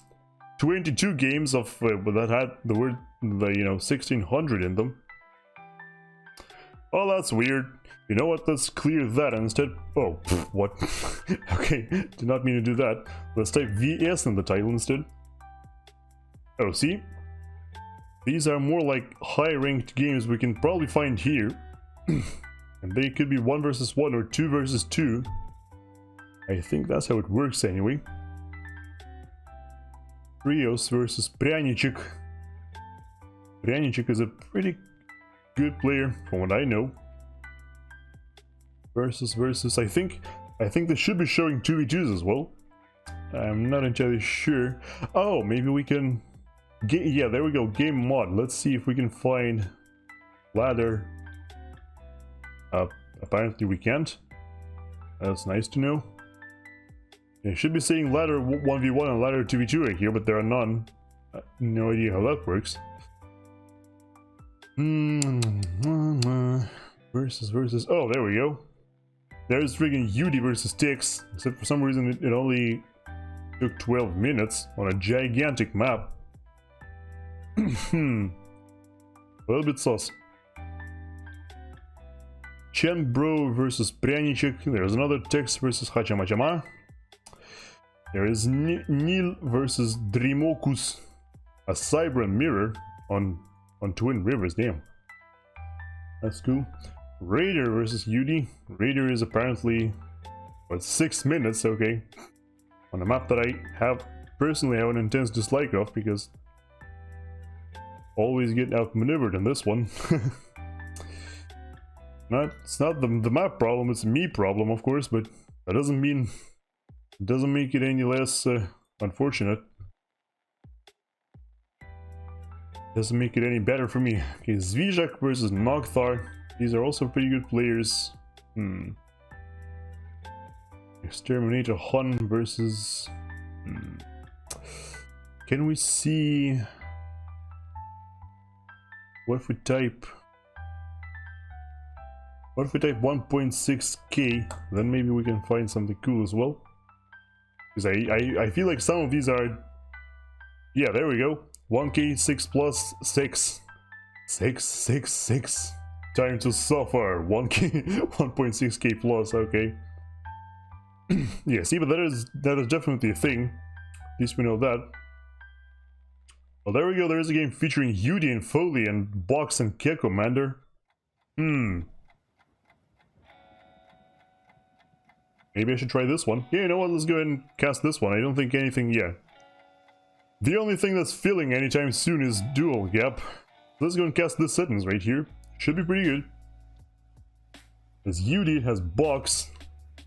It has Foley. Should shape up to be a pretty good game. Anyway, let's disable the music. Disable the music. And go ahead and watch that. Alright, here we go. So we are on the map called Seton's Clutch, which is one of the oldest maps known to man. At least in terms of Supreme Commander anyway. This map existed before the game Supreme Commander itself did. Like, you know, the game engine that Supreme Commander was made on, the map was there before the game was made. So that is something to keep in mind. Anyway, so this map is a 4 versus 4. It has 15,000 reclaim on it, most of which is scattered right around here in those very large wreckages. In the original version of the game, you know, when the vanilla game was first released, this particular map, you could see there was a wreckage of an entire friggin' Monkey Lord situated right in the middle. That has been removed in later versions and replaced with one of these Salem class destroyers, which are quite a bit less expensive. And you know, getting these, getting an advantage of these with these over a Monkey Lord, an entire Monkey Lord, is quite a bit fairer. Anyway, let's go ahead and start introducing our players. In the yellow corner, we got ourselves a Ke Commander at 1500 rank points. Sorry about that. Itchy news. Playing Seraphim and Pontiff White in the middle slot, going first land, and then surely will be heading towards the middle in order to start reclaiming all of this wreckage as soon as possible. On the beach slot, we've got ourselves a Hachama, also known as Yudi, at 2200 rank points, playing as a Cybran in, what is it called again? Baby Pink. I think that's Yudi's favorite color to play. Going first land and then going for what looks to be like a mild case of a Hydro Rush. Not entirely sure if it's going to be a full Hydro Rush because there are two generators already queued up, you know, and not quite there. On the rock position, we've got another Cybran player by the name of Alenia Gyobgiraj. I think that's how it's supposed to be pronounced. Correct me if I'm wrong here. I have no idea what language that could be, but yes, going first land, interestingly enough, so not going for a fast island drop, instead of opting for first land. In Ferrari red, yes. Alright, next up we've got ourselves Box, who we actually witnessed playing in the previous game that we've casted. So that's cool to keep in mind. Yes, Box is at 2000 rank points. I think he had lower rank points in the other game that we watched. Or I could be totally mistaken on that one. But anyway, he's dressed in this mellow yellow color, going first land, playing Aeon on the air position. And now let's go ahead and start to introduce the players on the opposite side of the map. In the blue corner, we've got ourselves No One Cares on the mid position at 1600 rank points, so slightly higher rank than Kick Commander. Not too much higher though. In lurid green, playing Seraphim, going first land and, you know, pretty much matching what Kick Commander is doing. Except he wants to build a few more mass extractors, it feels like. Well, fair enough. Next up on the beach position, we've got ourselves John at 1600 rank points, so a little bit outmatched by Alenia in terms of rank at the very least, playing Aeon in electric blue, going first air. Actually, I think this is the first air player for today, so might be trying to rush the opposing island and try to claim it for himself, at least in the early game. Next up on the rock position, we've got ourselves Cascade at 1700 rank points, also playing Seraphim, going for a double air factory start actually. Yes. In baby blue, and yeah, 1700 rank points like I just said. And last but not least for Team 2, we've got ourselves Yusuk Madik, also known as Foley, at 2400 rank points, so almost as much as the wheelie had the last game we casted. In Elephantine Grey, going first land, and then seemingly also not going for a Hydra Rush, but instead a few generators first. So that about does it for our players. So let us go ahead and start the actual meat and potatoes of the cast, which in this case is going to be Box is going Nas Strat Rush. Oh yeah, they are discussing strategies for what they're doing. Box is saying so boring. I imagine Box probably didn't want to be on the air position. The game might have been played as an as an optimal balance, which means the players are placed in particular positions based on what the what the AI basically decides for them. They don't choose the positions, the AI chooses the positions for them. I think that's what happened. That's what happened here. So Box is a little bit unhappy. Alenia is telling him to go for a Tech 3 Com drop, which is when you upgrade your commander to Tech 3 Engineering Suite as quickly as possible, and then get a Tech 2 transport to airdrop this commander in the opponent's base, which they're usually completely unprepared for, so the entire base could get destroyed, which could pose a serious threat.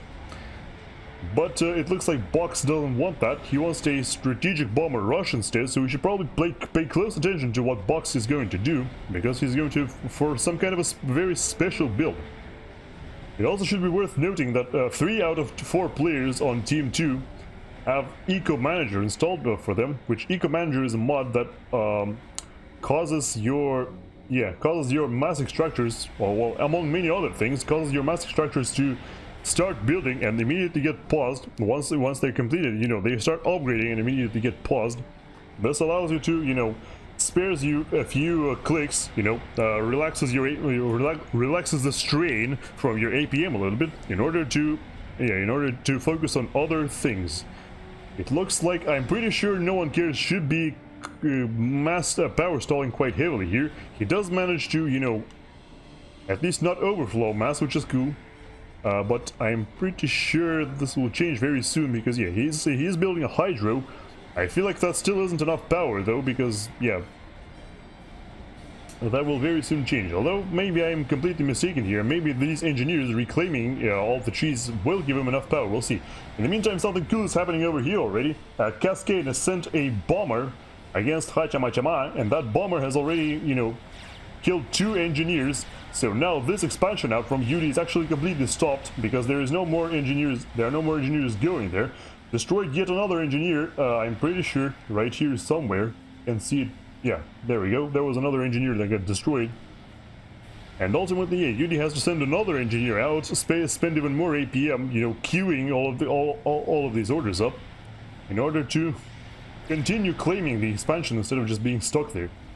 In the meantime, Yudi is going for an interesting build here. It kind of looks like a truck, if you ask me. All these power generators in combination with the air factory and the hydro look like a truck, carrying a load of some kind. Is bomber dead? Yes, says Yudi. Yes, the bomber is very much dead, so it can't threaten box anymore.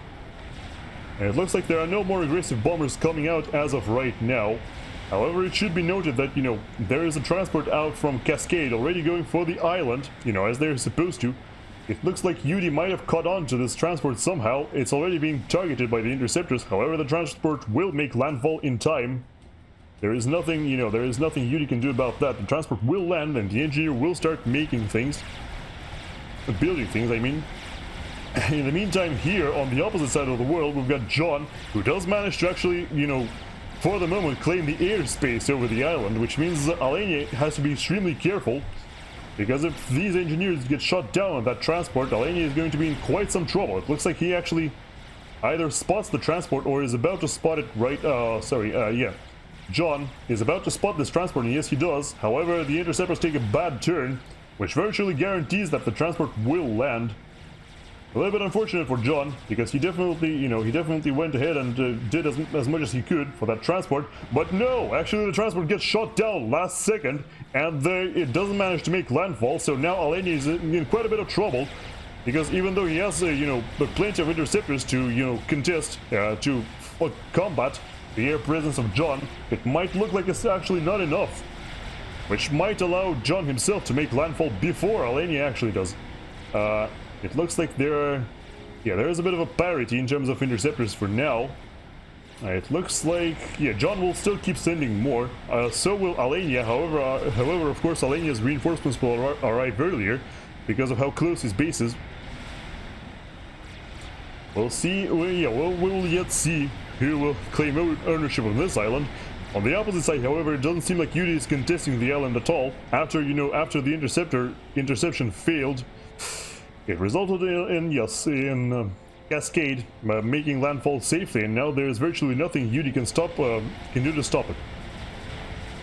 It looks like the interceptors out from John are actually being are showing extreme audacity, I want to say, and flying into Alenia's base in order to actually shoot down this transport. I don't think that's gonna work anymore because, there's the last interceptor who will surely get shot down before it makes contact with Alenia's transport, although it could still do some serious damage. Alenia very wisely dodges that, which virtually guarantees landfall. So even though John did all of that to contest the island, all it did was slightly slow Alenia down and ultimately didn't prevent anything from happening. In the meantime, no one cares, almost dies here. Almost dies due to the superior force of K Commander, evidently enough.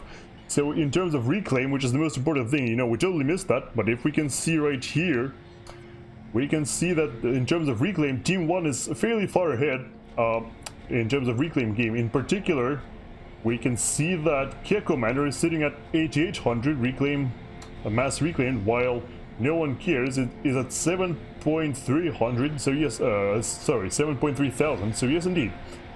K Commander did manage to outplay No One Cares and actually, reclaim quite a little bit more. No One Cares is responding with a whole bunch of bombers, which could do some serious damage to this land force from K Commander. I don't think they will be quite enough because, eventually some interceptors from the opposing team will fly in and shoot these down. However, now it's becoming a little bit of a problem because actually the bombers from No One Cares are supported by interceptors out from Cascade. Yudi's own interceptors fly in, as do the interceptors of Kia Commander and Alenia. There is a massive air fight breaking out already. It looks as though Team 1's air force is superior for now, although Yudi does have quite a lot of interceptors left over. I don't think ultimately it will matter.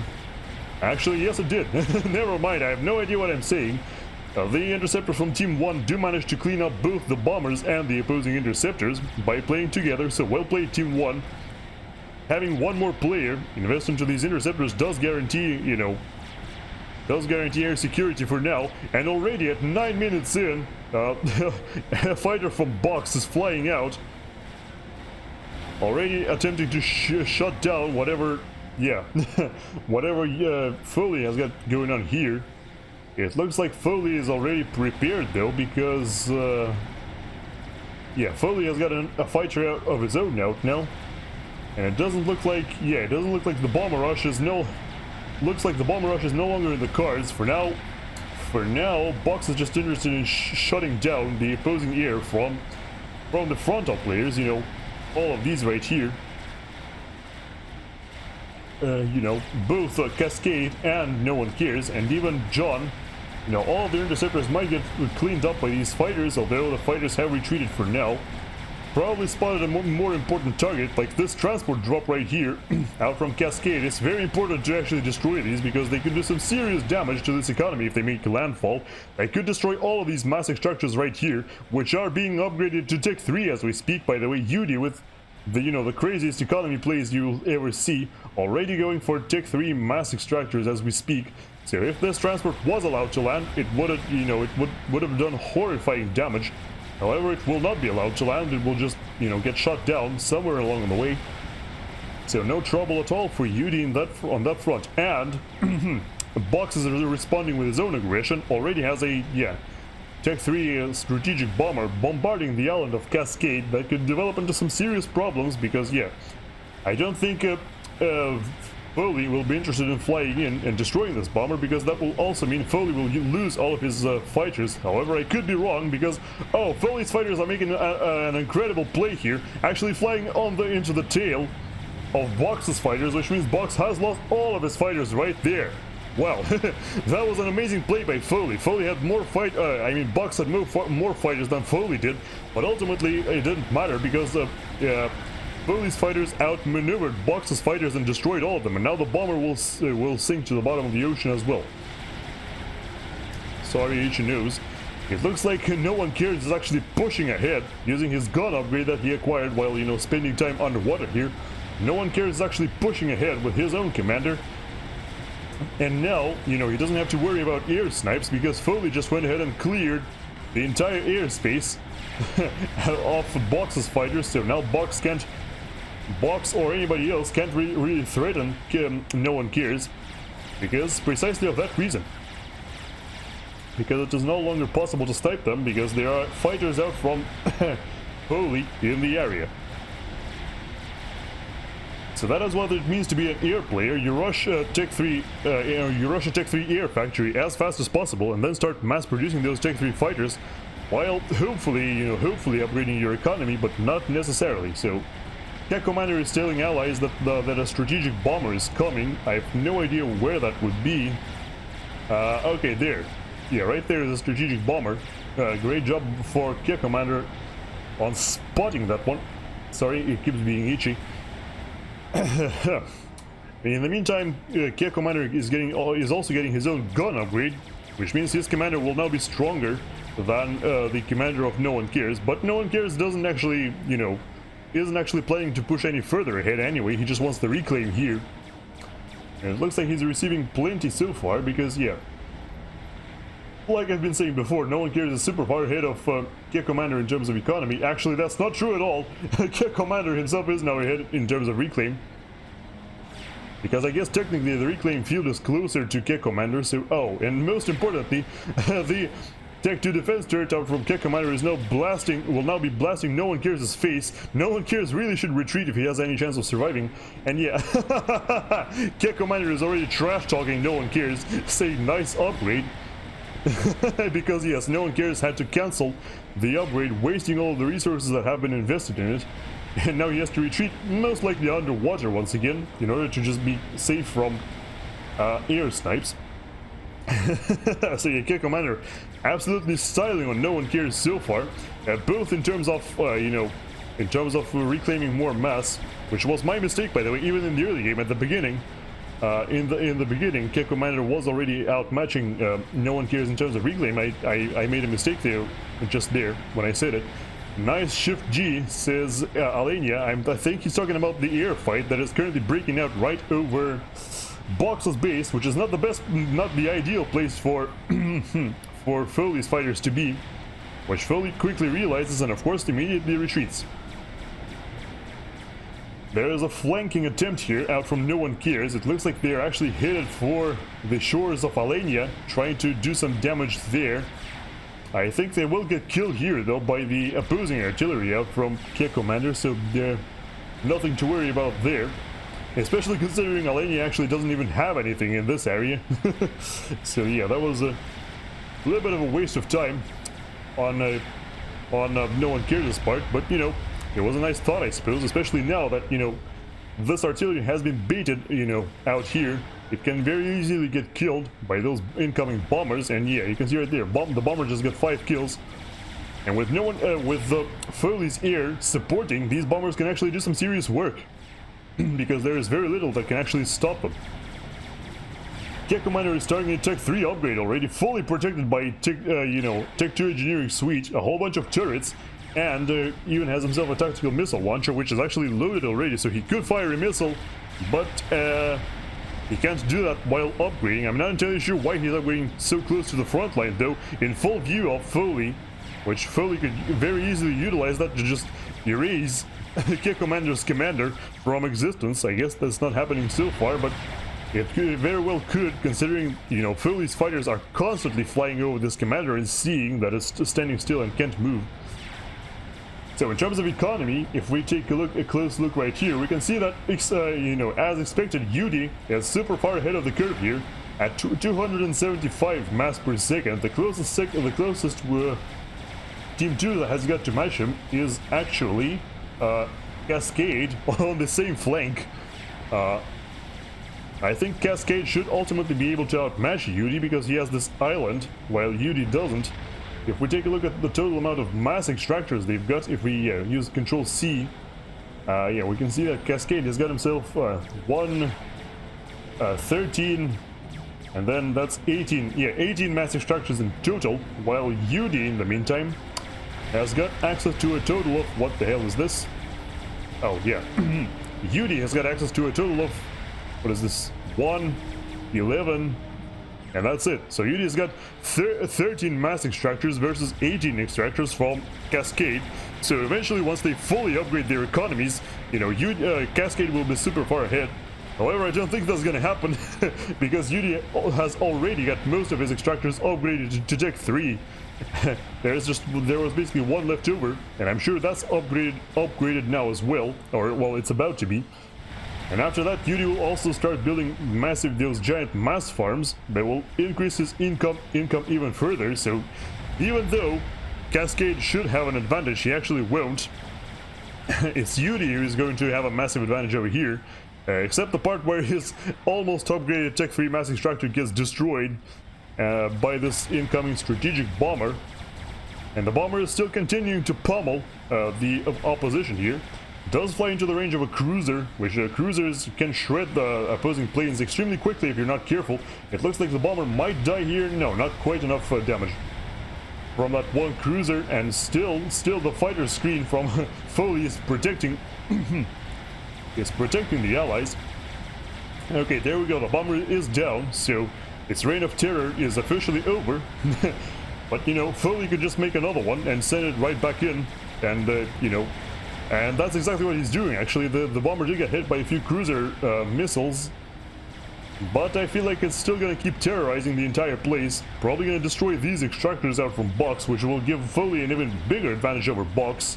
And that's exactly what he's doing right here. Another Tech 2 mass extractor down, and more soon to follow. I think he's found another one. Oh, that's a massive target. He's gonna kill. Well, I was gonna say it's gonna kill a whole bunch of engineers, but no, it didn't. Now it's flying over a whole bunch of anti-air, and yes, okay, the bomber is down. I'm fairly certain, yeah, there we go. Foley is already coming in with another.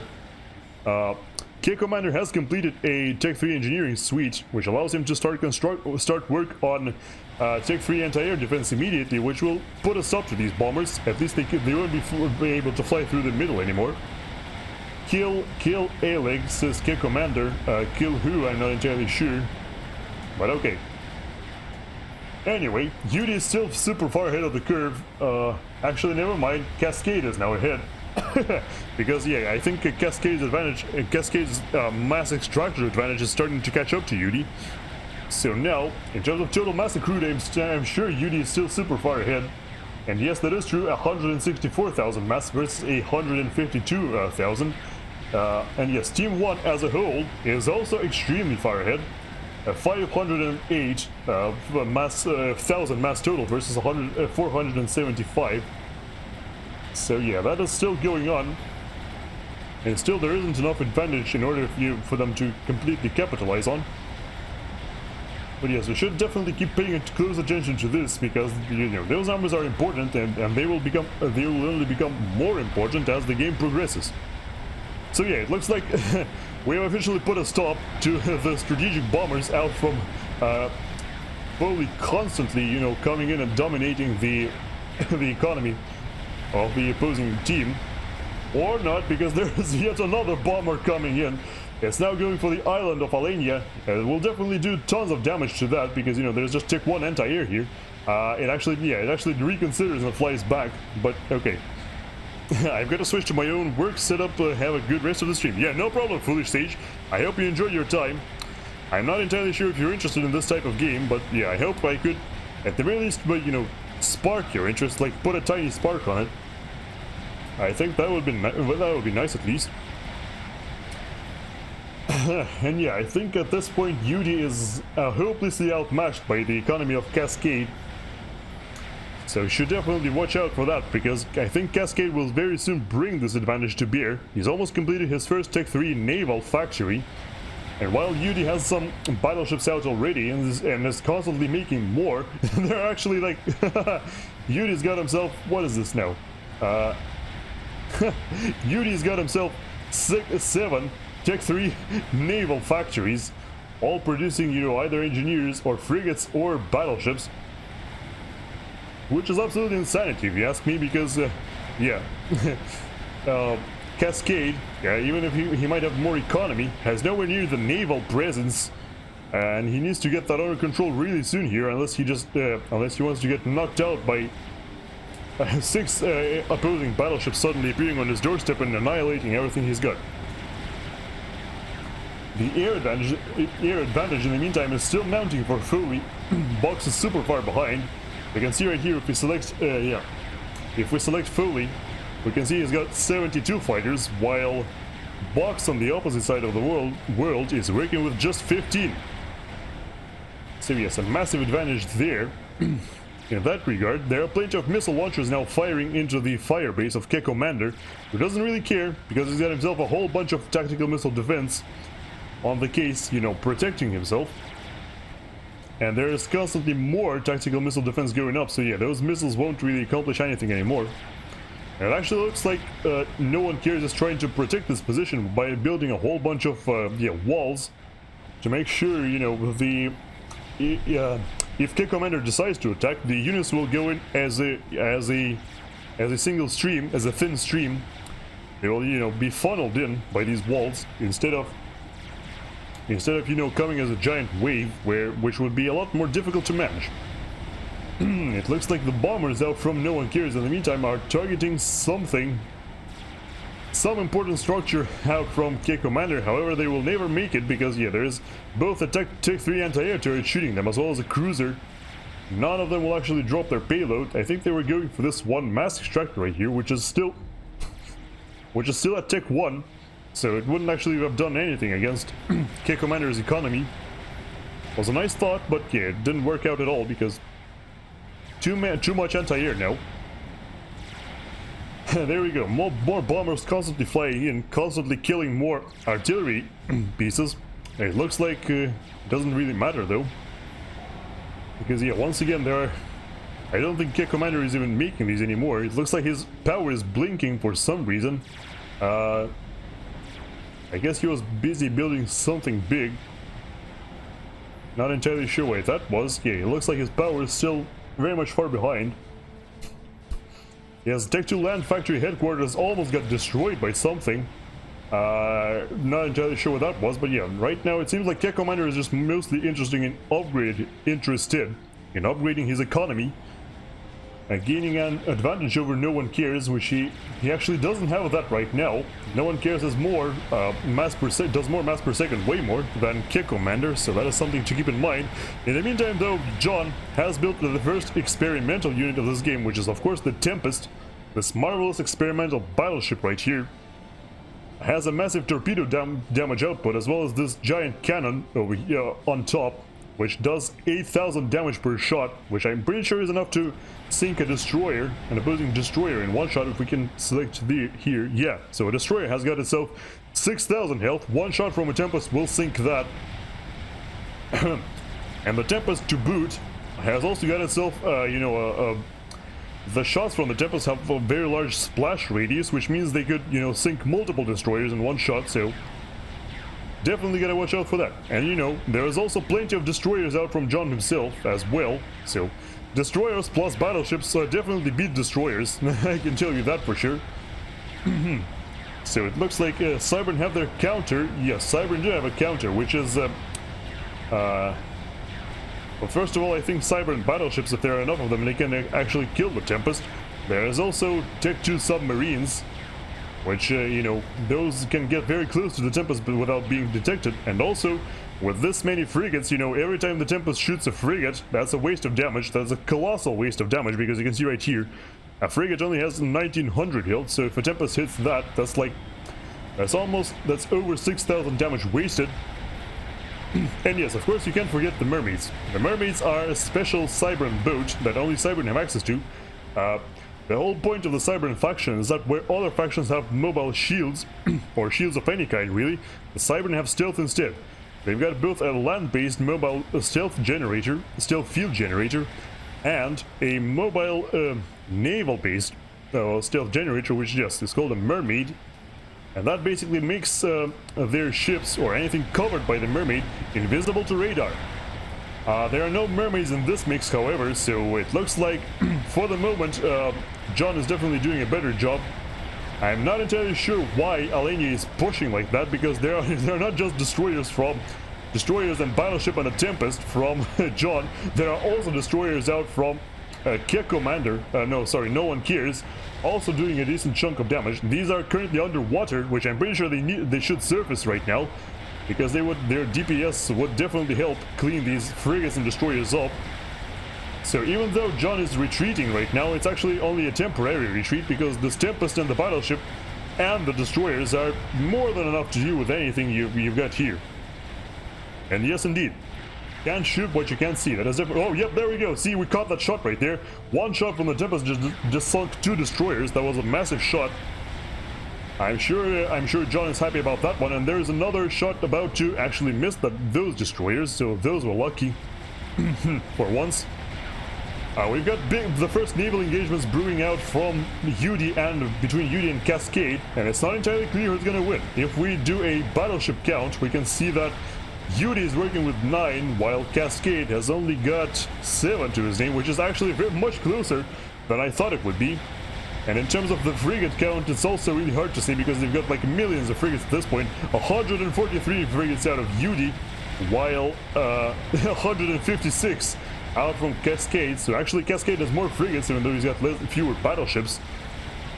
And also Yudi has got himself this, they've got a radar and sonar stealth field, which actually protects the ships from being detected, so Cascade might not be realizing the full weight of the situation, precisely because of this Tech 3 sonar platform, which is actually about to get destroyed here by these frigates, I'm pretty sure, because sonar platforms are extremely easy to destroy, but it doesn't look like that's in the cards right now. But yes, interestingly enough, Cascade is aggressively pushing against Yudi. I guess he kind of has to do that, because, there are mermaids in the mix as well, so most of Yudi's navy is actually invisible to radar. You need optics to see them, or an omni sensor, which I don't think these guys currently possess. Unless I'm missing something, I think at this point... okay, yeah, there we go. No One Cares does have an omni sensor array, which, you know, sees even stealthy units, but I'm not sure it's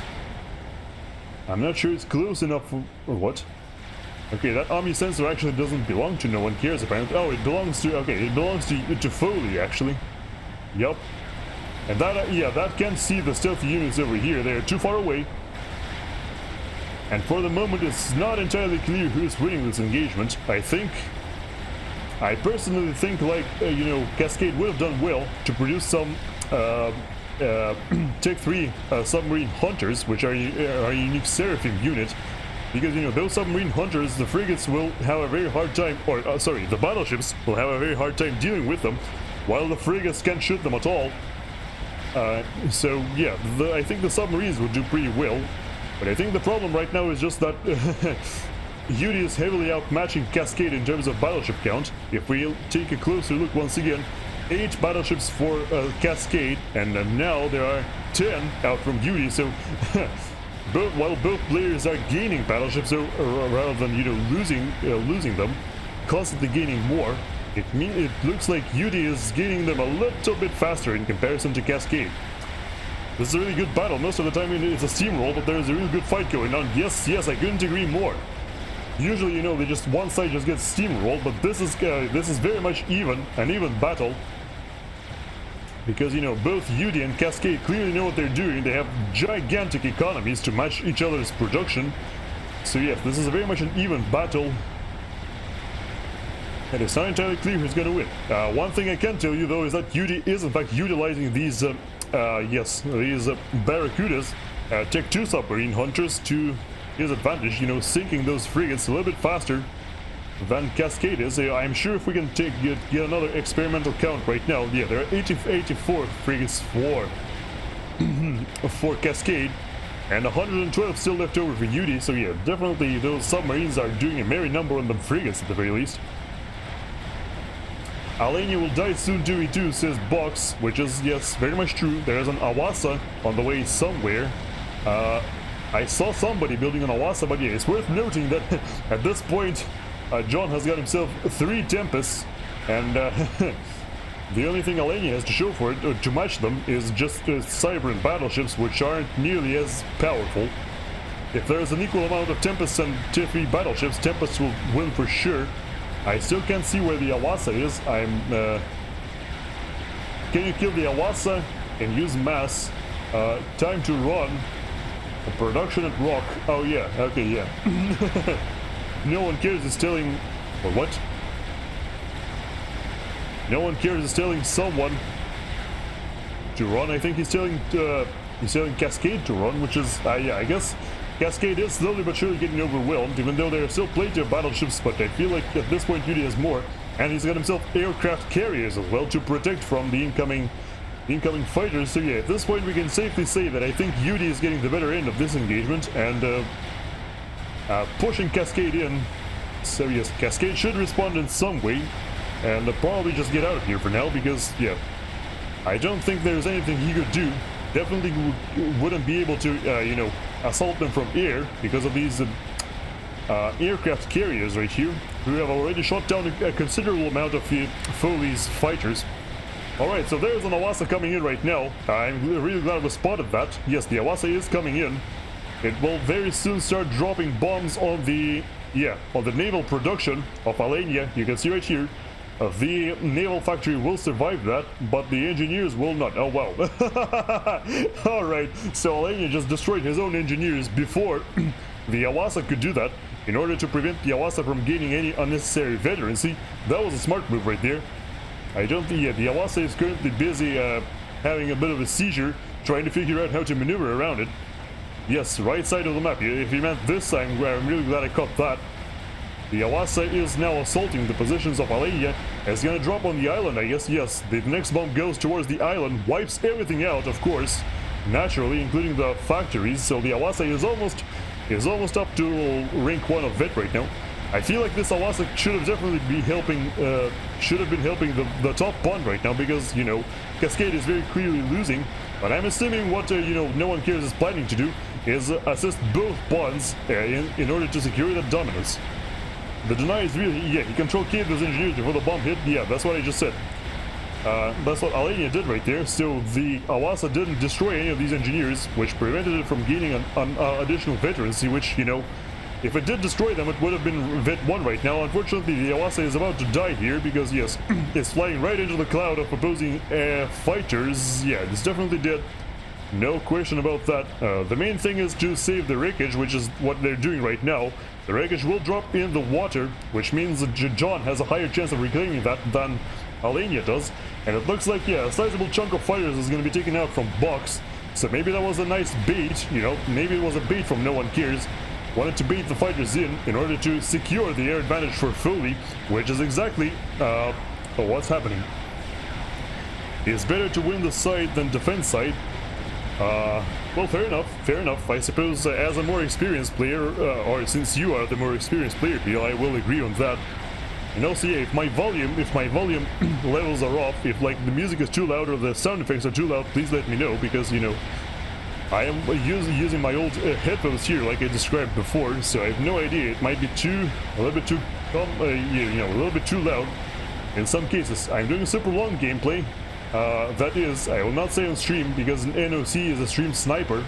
So wait, is Box streaming, or is it Yudi who's streaming this? Well, anyway, somebody was streaming throughout this game. So yeah, Box doesn't want to tell anybody the plan for the game, because apparently No One Cares is no stream sniper who will always, who will always listen to anybody's stream and act on it accordingly, which is not very nice. But I suppose sometimes you have to resort to tactics like this. So the Awasa, yeah, there is no more Awasa, of course. Someone needs to go and reclaim that, because that's 19 extra thousand mass that Team 2 could definitely use, because they are still at a mass disadvantage, as you can see right here. Team 1 has still, over 100,000 mass advantage over them. Scout mid, please, Foley. Okay, fair enough. Wait, Foley is... Oh yeah, Foley is the air player, so yeah. No One Cares is asking for a scout on mid, which would allow them to, see exactly what's going on, and if they should attack with the Filtha, which just completed, or not, or if they should hang back with it. But I think using those both, the Tempest and the Filtha at the same time, they definitely can attack. Just the problem is, whether or not, the question is whether or not K Commander will get to retreat, and it looks like he is retreating ahead of time into the safe pond on the left side, which is currently mostly under the control of Yudi. The battleships out from Yudi are already bombarding the island of, who's this again? Cascade, right, yeah, bombarding the island of Cascade, destroying those mass extractors, highly valuable, and nullifying whatever economic advantage Cascade might have had over Yudi. You can see already their economies are pretty much matched, and it will only get worse from here for Cascade at the very least. Foley did come out with a whole bunch of torpedo bombers. Foley currently has himself 119 torpedo bombers. Wow, that's insane. So yeah, that's more than enough torpedo bombers to sink every aircraft carrier and all these battleships with no contest whatsoever. However, it seems like, yeah, for now he wants to focus on the battleships that are on the outskirts, not protected by the aircraft carriers, which I suppose is fair. Don't want to lose too many of them when you probably don't even know how many aircraft carriers your opponent has. It looks like they can see it mostly clearly, but yeah, better safe than sorry, which I guess is what Foley is saying right here, and is going for those vulnerable battleships, which are, yes, there's like 4 of them that have been sunk already on the eastern flank, western flank, and there is another one who joins them at the bottom of the ocean, or rather will join very soon. So yes, now K Commander's base is of course getting pounded into dust by these battleships. Omen battleships as well as Tempest battleships. There is absolutely nothing that is going to be left over here. I feel like this strategic missile defense unit is also not long for life. And yes, the Tempest is already firing upon it as we speak. It's going to be really hard to defend against multiple Tempests. It's already exposed, actually. with its 2 charges inside it, so someone should definitely do something about that. I don't know, I feel like since it has 2 charges inside it, they should try to protect it as hard as possible. I'm actually not sure if they're aware of its existence. Okay, yes, they definitely are. So, yeah. Huh. They definitely are aware, so I imagine very soon the Tempest shots will go into the strategic missile defense, so this can just be nuked, no problem. And that will be the end of story. Actually, speaking about nukes, I wonder if we've got any going on anywhere. And it looks like no one in this game has a nuke, so that's why they aren't focusing on that. Yeah, it looks like nobody has a nuke launcher. But they all have nuke defense, so that's why they aren't really focusing on nuke defense, because there is nothing to defend against just yet. And even if someone were to construct a new nuke launcher, they think they would have been able to construct a defense unit in time. So that's why. No nukes, hence the massive navy. Yes, of course. That is another good point, by the way. Yep, there we go. The nuke defense is finally down. But yeah, it's kind of pointless as of now. So yeah, that's another good point, by the way. If there were nukes in play, those nukes would definitely hit the ships a couple times. So yeah, the nukes definitely would have been sent against those massive navies. But since there are no nukes, you know, there is nothing to stop the navies unless when they are already steamrolling. So that's exactly what we're witnessing right here. The Ethelfa is just walking in completely for free because the defenses of who was that again? Kid Commander have already been completely obliterated by John's Tempest. So the Ethelfa has completely free reign. Will gain some free veterancy as well. Already has vet rank 1. I'm sure it's gonna make it 2 very soon. I almost said she because, you know, the Russian commentators always give the Ethelfa a feminine gender because, you know, Russian is a gendered language where every word, every noun has a gender. So the Ethelfa usually gets called a she. But yes, in English, the Ethelfa is of course an it because it's a robot, you know. Anyway, yes, so it's almost yeah, it's very quickly going to get itself the next rank of veterancy, so not much to see there just yet. The problems will start piling up for Team 2 or Team 1 once the Ethelfa makes it to a next base, be it the base of Yudi or, you know, or Alenia, which Alenia's base already doesn't exist pretty much, so instead the Ethelfa is targeting the base of Yudi very wisely. You know, the top player on the top team would definitely enjoy getting rid of him, or at least of his economy, of his massive economy, which is ahead of everybody else here. That would also put a stop to the naval production, most importantly, which would, you know, relieve some pressure off of Cascade, who is definitely having a little bit of trouble fighting back against these battleships already. Or not already, but has had the trouble for, you know, for quite a while here. So we've got, yeah, 6 battleships out from Cascade. And 13 out from Yudi, so yeah, supported by 10 aircraft carriers. It's absolutely no contest, you know, even if, no matter how many torpedo bombers they will send, the flak cannons and the aircraft carriers together will make short work of any of these bombers. Yudi has completed himself an experimental unit, which is a megalith. The Ethelfa realizes, I think, yeah, no one cares. The controller of the Ethelfa realized that, you know, there was a megalith, so the Ethelfa very wisely turns around and, you know, goes to look for other targets. Like I predicted, already has itself the second rank of veterancy. It disappeared. What? Lol, WTF, cheating again. Well, WTF, what did they do? Did you TP 5 or 4 boys telling GC because you said it on stream? Legit WTF? What? One died into the GC, what? Okay. For some reason, Yudi just... What? I'll take this as a Pyrrhic victory, what? Okay, suddenly box... suddenly the entire enemy team just control Ks. I leave all hope in your hands. I didn't even know Yudi is streaming. But the bases... Oh yeah, for some reason they decided to control K the bases, as well as, you know, as well as their commanders, which is never something you should be doing. That is extremely rude. It's extremely bad manners. On Setons, when you control K your commander, all of your units get transferred to someone else. However, Yudi didn't do that. He just control K'd literally everything. Unlike Box and Kit commanders, who are...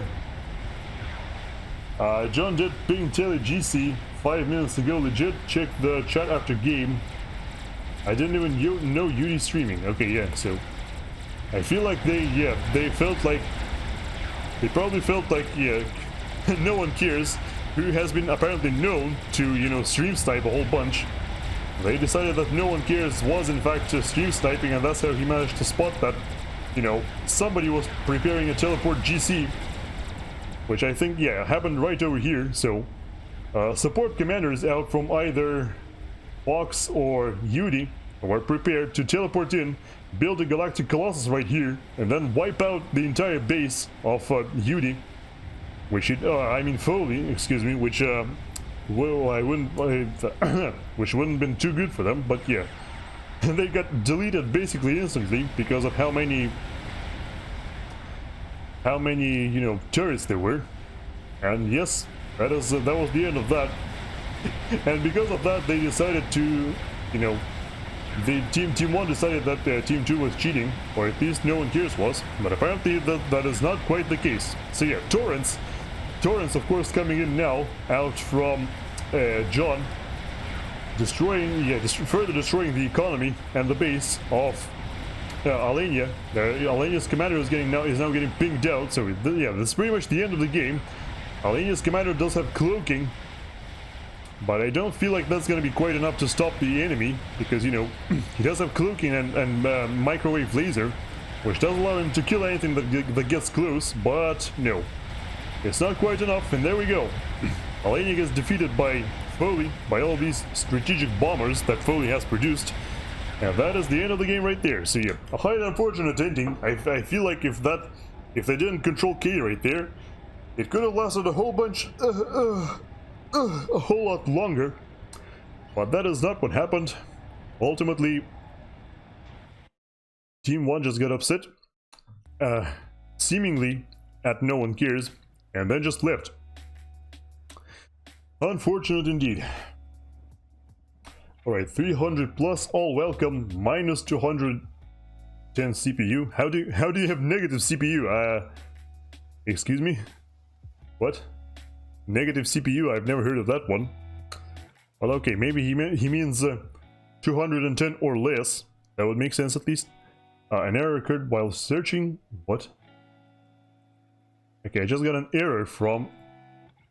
I think I just need to restart FAF, honestly, because that was really weird.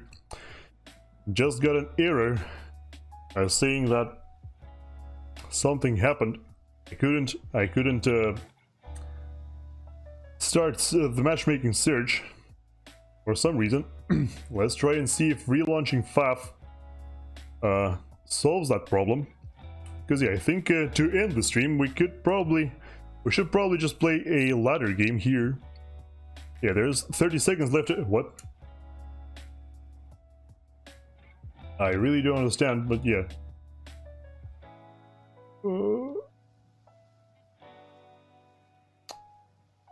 Right, let's go for the map list. I can't, yeah, I straight up can't queue for... Wait, yes I can. What? Okay, what? I couldn't search for the map list, but I can queue up for the game. What is happening? What if I... okay, I even found a match somehow. Okay, yeah, so we are in fact playing a ladder game right now. Which is nice. I should probably stop the music before long, but for now I'll just do this and play with that. We'll see if I forget about the music completely. Oh, this is, what is this map? Crimson something. I can't really read that, whatever. Right, I think I'm already like a few split seconds behind the curve. Yeah,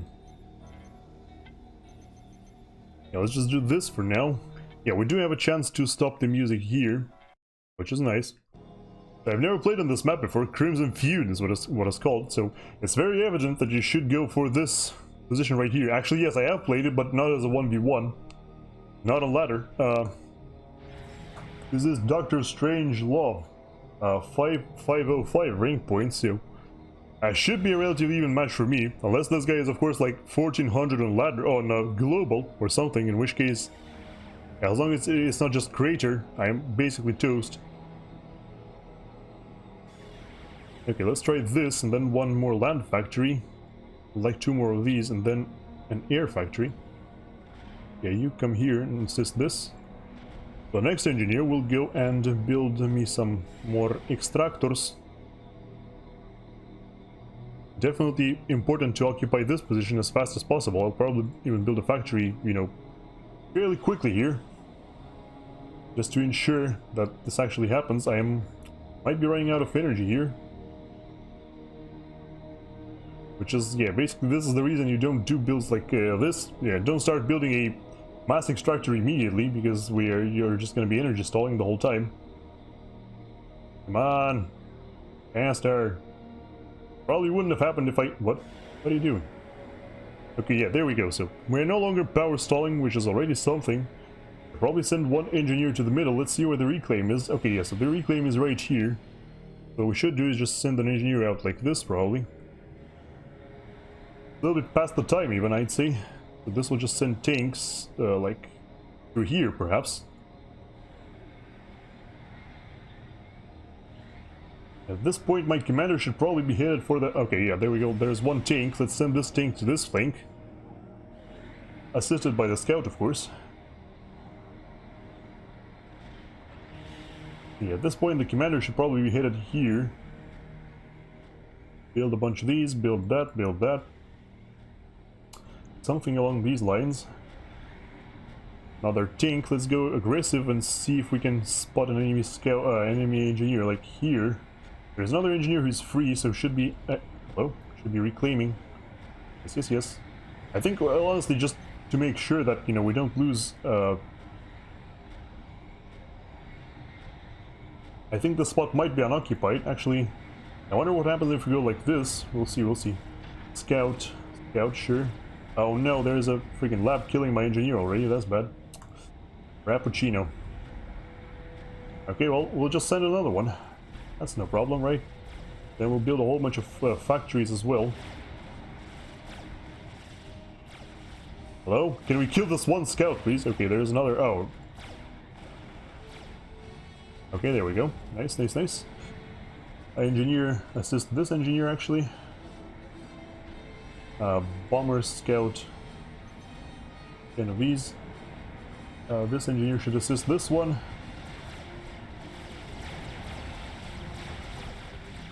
Oh, there's a commander here. Whoops. That's bad. These will definitely die. Alright, so yeah. This can produce engineers infinitely for now. Go here and occupy these for now. Sure, I'm saying for now a lot. Right, so the bomber is coming. Our commander is already here, working on stuff and things. Okay, very cool.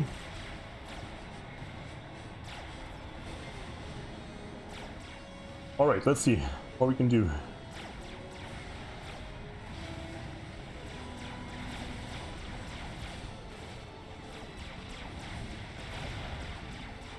Right, maybe use our bomber as a combat unit then.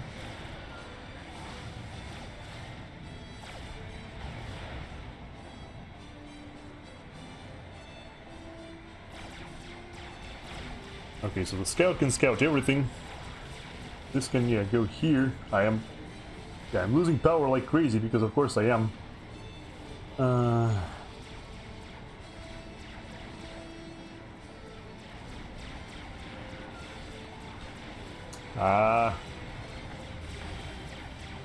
Yeah, actually doing a terrible job in terms of power output, but hey, maybe we can do something like this, I don't know. At least this guy still doesn't... What the hell is this, though? What? Okay, what is wrong with you? How did you even get there? What? Okay, that's interesting. That is very interesting, yes.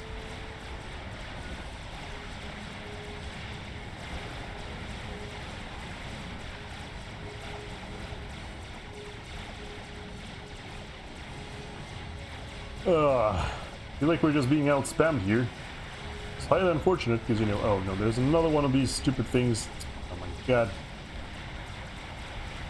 Oh, yeah, we're just being royally outspammed right now, and we're power stalling still. I have no idea how that's possible when we're producing so much of it, but whatever.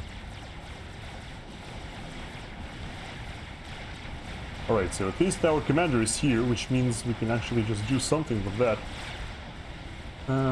Maybe too many of these.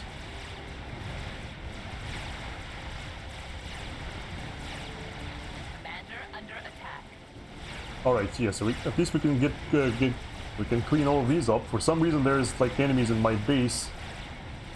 No idea how that works, but okay.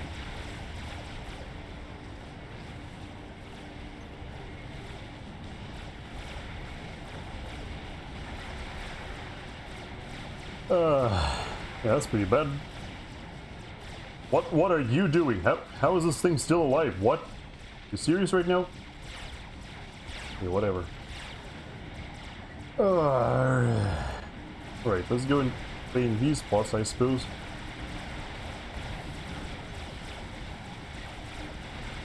Alright, this guy is for some reason still sending things here, even though he knows there is... Okay, come on.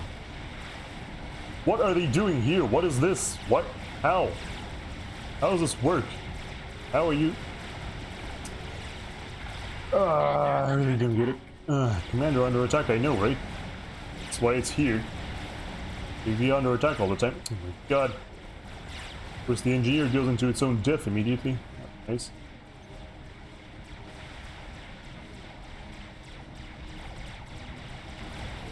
Can we push through the middle? I don't think we can because they've got like the commander there. We can push like this. My friggin' base is getting overrun though. Unacceptable. And they're even shooting our power. Yeah, apparently. That's cool.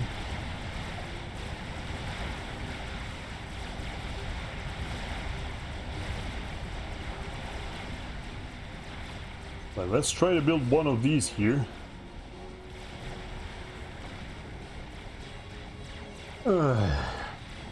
Right, looks like we stopped their push in the middle. I mean, I'm pretty sure we've lost anyway already because, you know, there's so many enemies here. Okay, at least maybe we can scout something, maybe then we can see how bad it is, I don't know. Alright, at least our T2 mass extractor is intact here. If we got any more troops, we should send them like through here perhaps.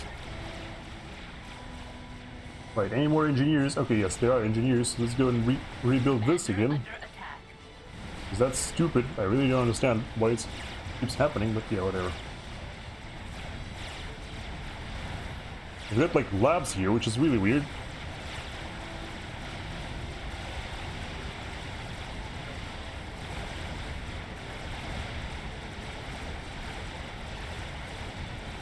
Okay.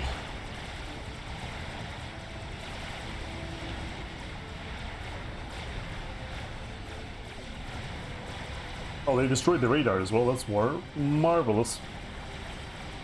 What is this? What?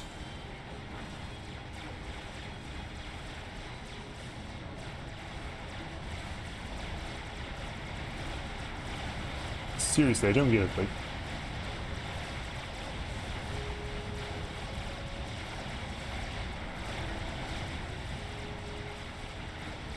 alright, so at least we've got our mass under control for now, it seems like. I suppose that's something, but well, this is horrible. Lost more engineers again, somehow. Okay, let's build the factory first, then the hydro, then this thing, and then... At this point, the enemy player is probably so far ahead of us. Oh, there's a turret. Okay, that's good to know. There's like gunships and shit flying. Can we? Yeah, we can stop these, I suppose. What is that? Well, that's interceptors. Okay. So now this guy has more interceptors than we do as well. That's nice. Let's build 2 more air factories. Maybe, I don't know. That's not an air factory. God, this is frustrating as hell.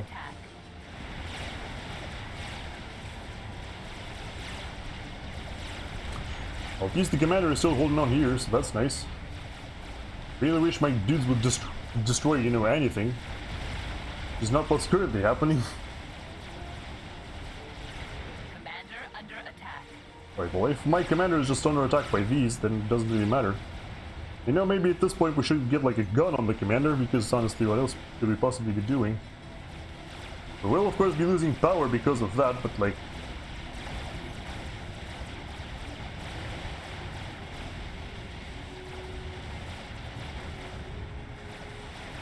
Right, concentrate. Maybe, just maybe, he doesn't have the economy to push us in quite yet. Maybe we can do something like this, I don't know. They're destroying, yeah, okay, they've sent all of their interceptors into... What the hell, why is this... What? Why are you... What? I really don't get it, like... Ah, I think it's because of the gunship, right, yes, so the gunship destroyed all of our stuff. Things.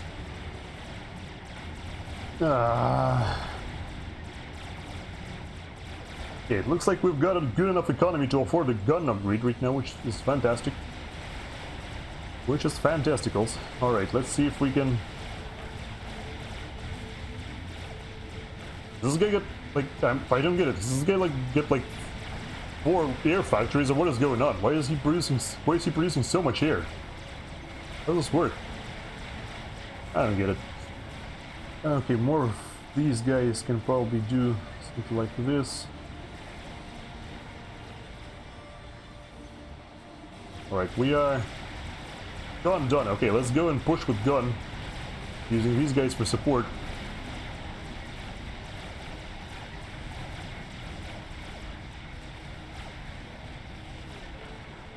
Okay, we're still somewhat in control, not really.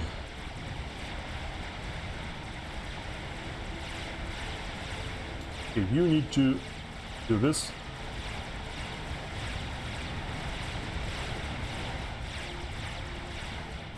Oh, this is good. We are pushing into the... yeah, we're using our gun comm to push. Okay, you guys need to chill. You need to chill.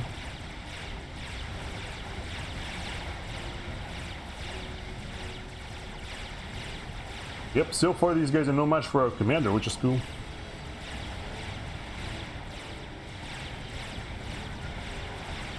Okay, there's like a million of anti-air here, which is good for us.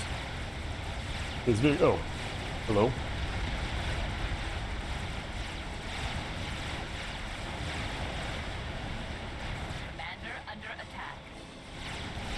Wait, what are you... Oh my god. Stupid jesters, why...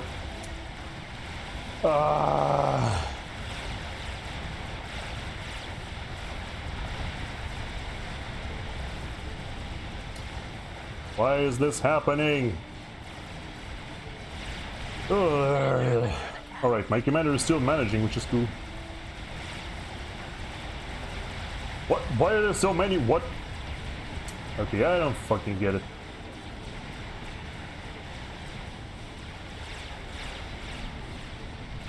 This guy's like a million interceptors, while at the same time... Like, what?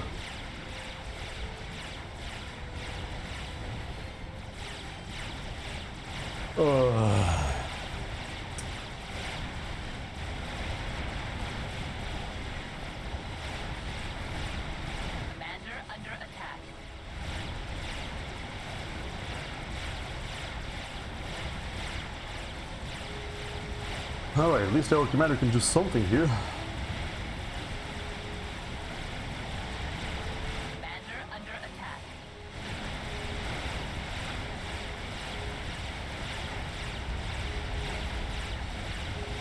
At least we can kill all the jesters here. A mass... Where is mass? Prioritize units, actually. Why are they still alive? I don't get it.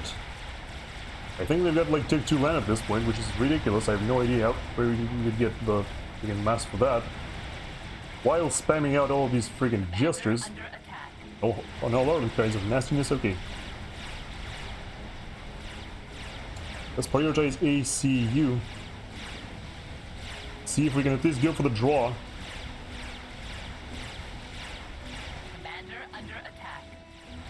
We do have overcharge. Oh, we don't have overcharge. Crap. They destroyed our overcharge. Right.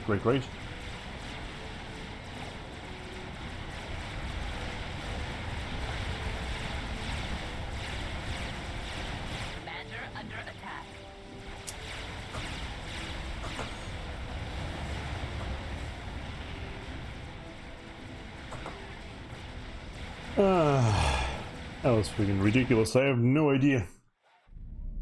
I guess the power stall at the beginning is what killed me here.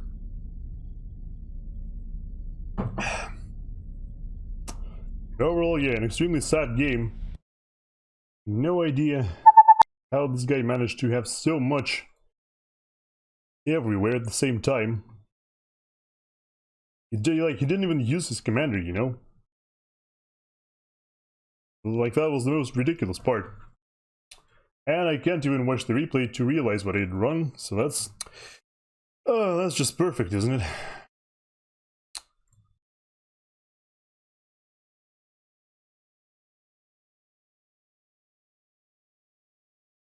Overall, yeah, pretty terrible game for me. Not a very great performance.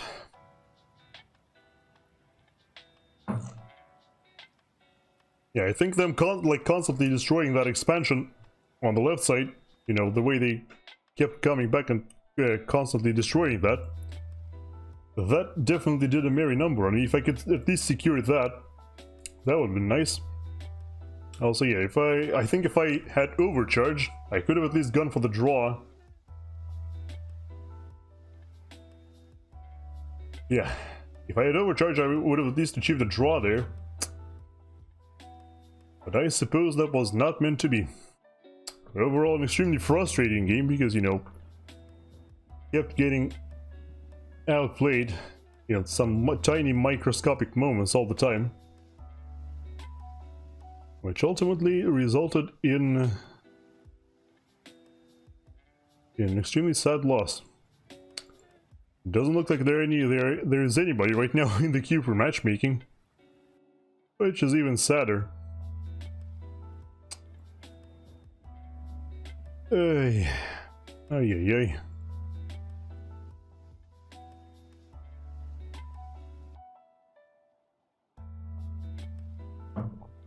And like I was outmatching this guy on land because, you know, he kept building a whole bunch of like, you know, mobile air defense things while I was building only tanks. Like, my land force was stronger. My land force was stronger, but ultimately it didn't matter because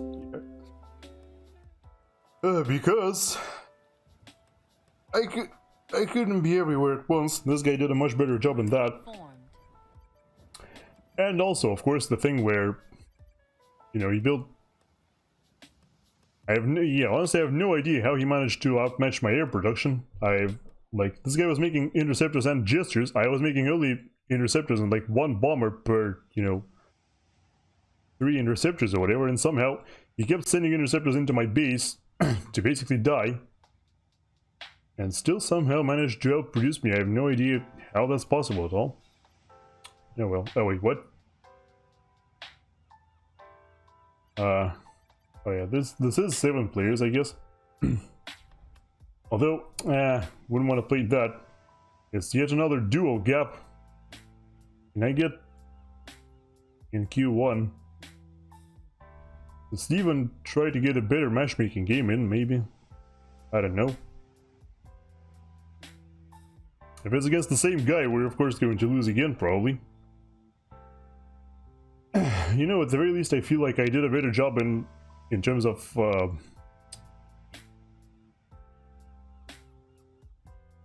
did a better job of at least, you know, matching the land production. Can't say anything about deer. Not a very good job matching my economy, though. Or, I mean, sustaining my economy. Games played 3-2-2. That's not a good sign. That's a recipe for disaster, right there. But anyway, if anybody is interested in a chat, would like to know, you know, if anybody here is watching the International Dota 2 Championship right now, I think that would have been cool. Seton's Thermopylae, why do you keep suggesting that? I really don't understand. Okay, so I missed my cue, so never mind that. Guess we should go rejoin one of these. I really don't want to play any of that. Because, you know, we've got 20 minutes left in the stream, and DualGap is gonna drag on forever. So I don't feel like, don't feel like going there. I mean, this is 7 players without me, so it's filling up. Yeah, I thought it was a different map, I thought this was the one where, there are like tons of reclaim in the middle. Like absolute metric frick tons. And that was mostly a land map, there was no like real navy there. Because it's an interesting map. Well, yeah, I mean, in theory, you can say it's interesting, but like the problem is when, how do I say it? If I let me formulate my thoughts properly here. If it's just land, if air is disabled, which usually it is, then I don't know. I feel like that makes it a hell of a lot less interesting. Though that might be just me. Why is the replay not available though? Come on. Come on, FAF, you're better than this. Play, one freaking ladder game once in a blue moon. Nothing happens. I have tried it, that's the thing. I have tried it, that's why I'm saying it. Like,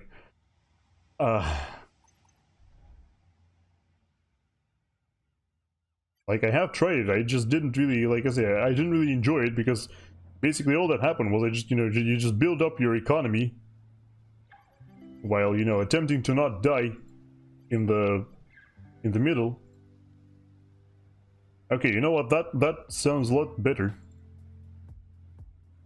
A 2v2 on, what is it called again? A 2v2 on ISIS, yeah. The forbidden word. Group formed. Oh, this guy's also from Russia. Nice to see. Always nice to see.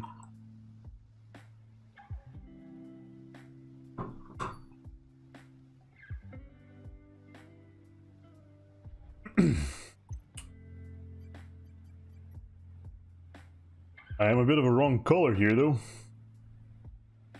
Maybe like a color like this. But yeah, playing ISIS even though it's... Oh no, never mind. I was gonna say it's like a backwards version of ISIS, but no, it isn't. These places here are actually removed. They are shown, around here. Which is really weird because they aren't actually... That isn't actually the playable area. I kind of don't know what faction I want to go for. I guess I could try Cybran. Nothing bad about that, but it all depends on how fast we can actually find a game to play. More people accumulating of that. Oh, okay, we got another one. Nice. We got Wolf. 12-12. Now, yeah, me being, me if I really am the top player in this lobby, then we're gonna run into a problem where, I'm gonna be kind of forced to carry the game, which is not ideal. Okay, I'm currently 998 rank. There we go, the game is full. Let's see if our... Oh. Well, that's not good. Oh, see, this guy is a little bit a better match for me. Actually might be, way better than me. Let's see.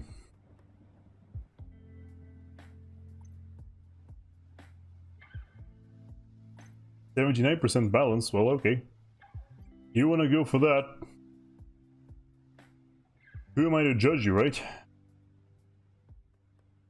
Oh, this guy's disconnected. Okay. So are we gonna bounce it in anyway? Or...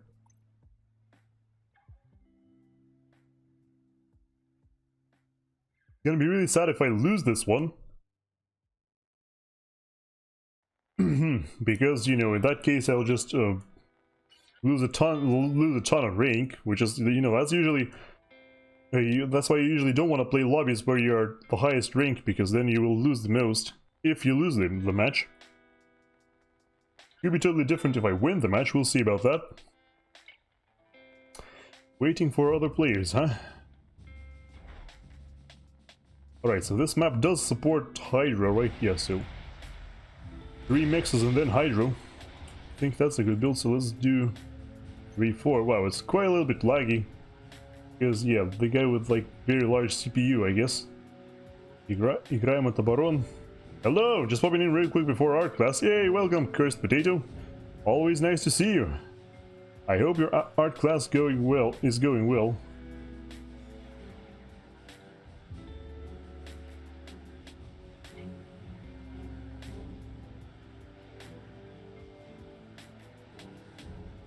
Oh, I was writing in the wrong chat, but whatever.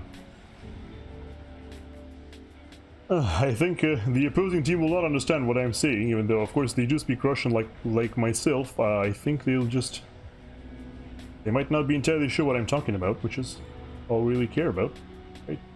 You go here and build this, and then build this, and then this, and I think... Actually, no. This, and then another land factory. Then some more of this, then air factory, and then some more of this. Right, you, lab scout, engineer, just a ton of engineers. I think this one can go here and start building all of these, because why not? Wonder if we can try an airdrop on this one. Since the players are a little bit lower on the rank side of things, maybe we can allow ourselves to actually do an airdrop. We'll see about that.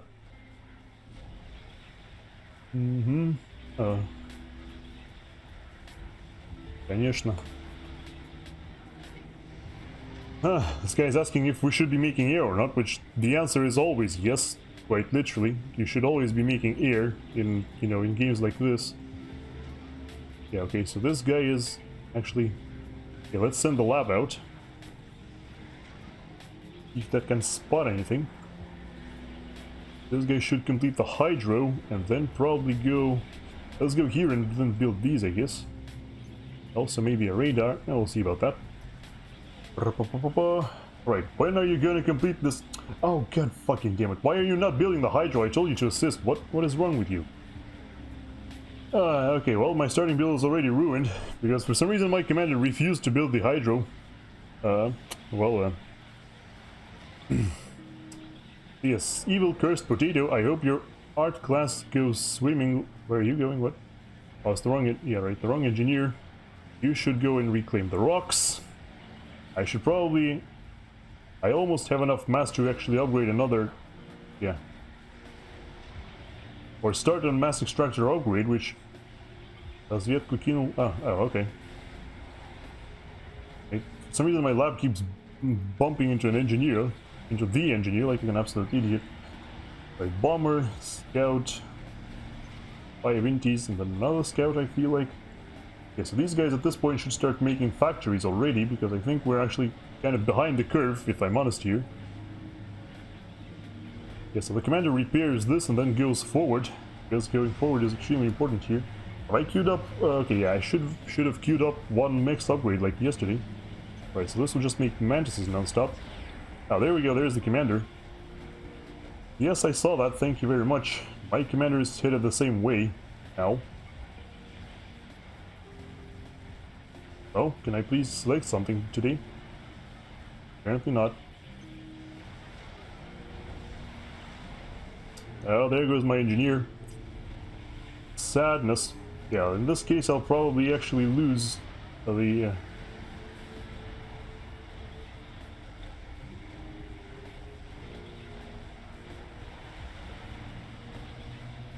Let's try to put down the bomber like this. So we need, yeah, we definitely need more engineers building the factories now. So this will get Mantis Medusa.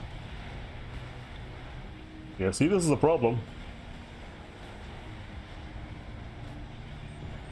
Because we're definitely losing a whole bunch of... Oh, there's an anti-air turret. Okay, well, let's drop on these then. I can. Of course we can't.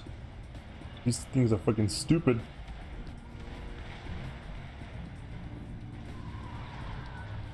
Okay, but for some reason this guy also decides to drop on the same exact engineers. Also, he's built a defense turret, which tells me I should just go here and do this instead.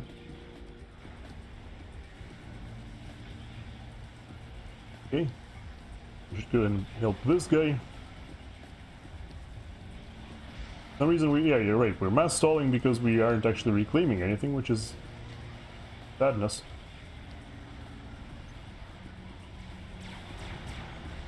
Okay, the Mantis went into the turret for some reason.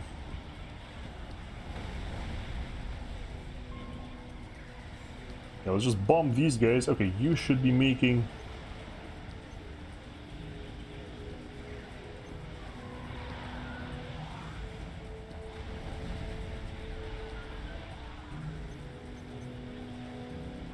Let's make something like this here. And this guy will... This will also produce mantises non-stop, while another factory here, then probably reclaim some of it. Can you please finish one factory? Come on. What is happening here?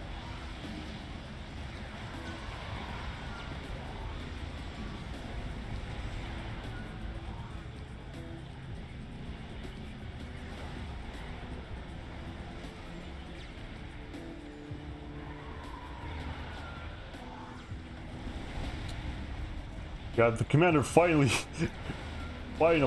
finished the damn factory. Okay, we can probably... Yeah, this can also start producing engineers. I think it should... yeah, I'm failing my economy spectacularly already, which is saying something. Because that literally always happens. Okay, we've already got that thing queued up, which is nice. For some reason this guy's insistent on repairing.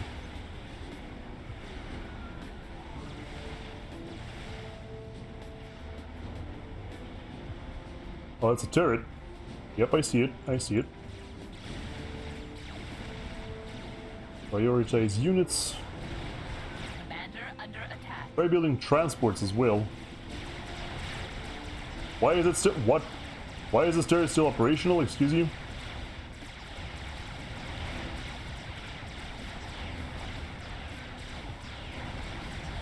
Commander under attack.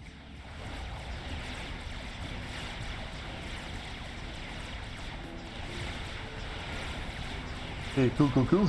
Uh-huh.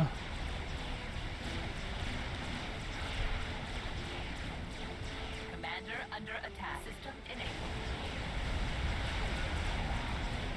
Wait. Somehow... Oh, yeah.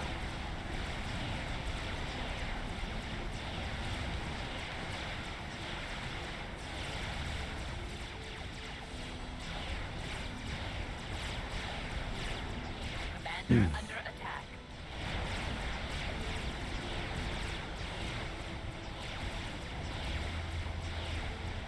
Can I please see something? Apparently not. Commander under attack.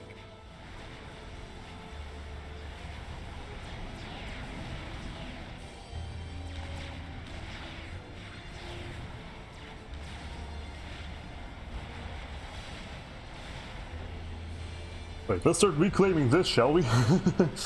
Not to get too distracted by all the other horrible things that are happening.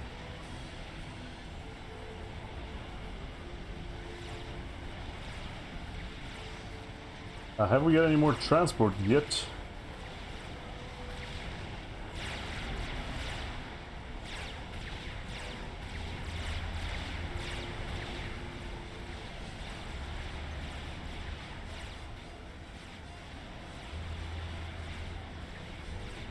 Right, cool. Yeah, we need way more power at this point. We should probably...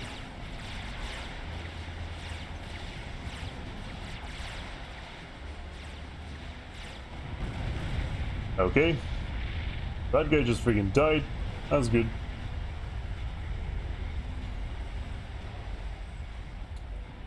Hello, can I build a factory, please? Thank you.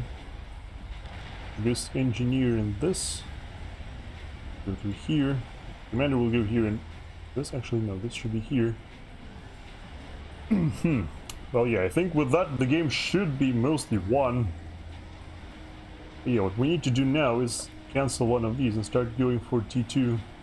Hello? I said start going for T2, please. Thank you.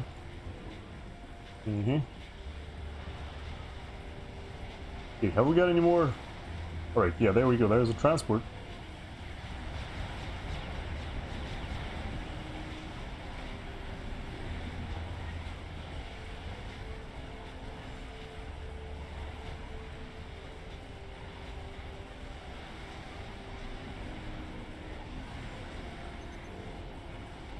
Wait, I'm out of energy again, of course.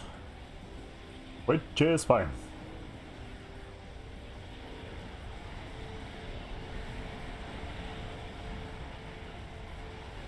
Oh,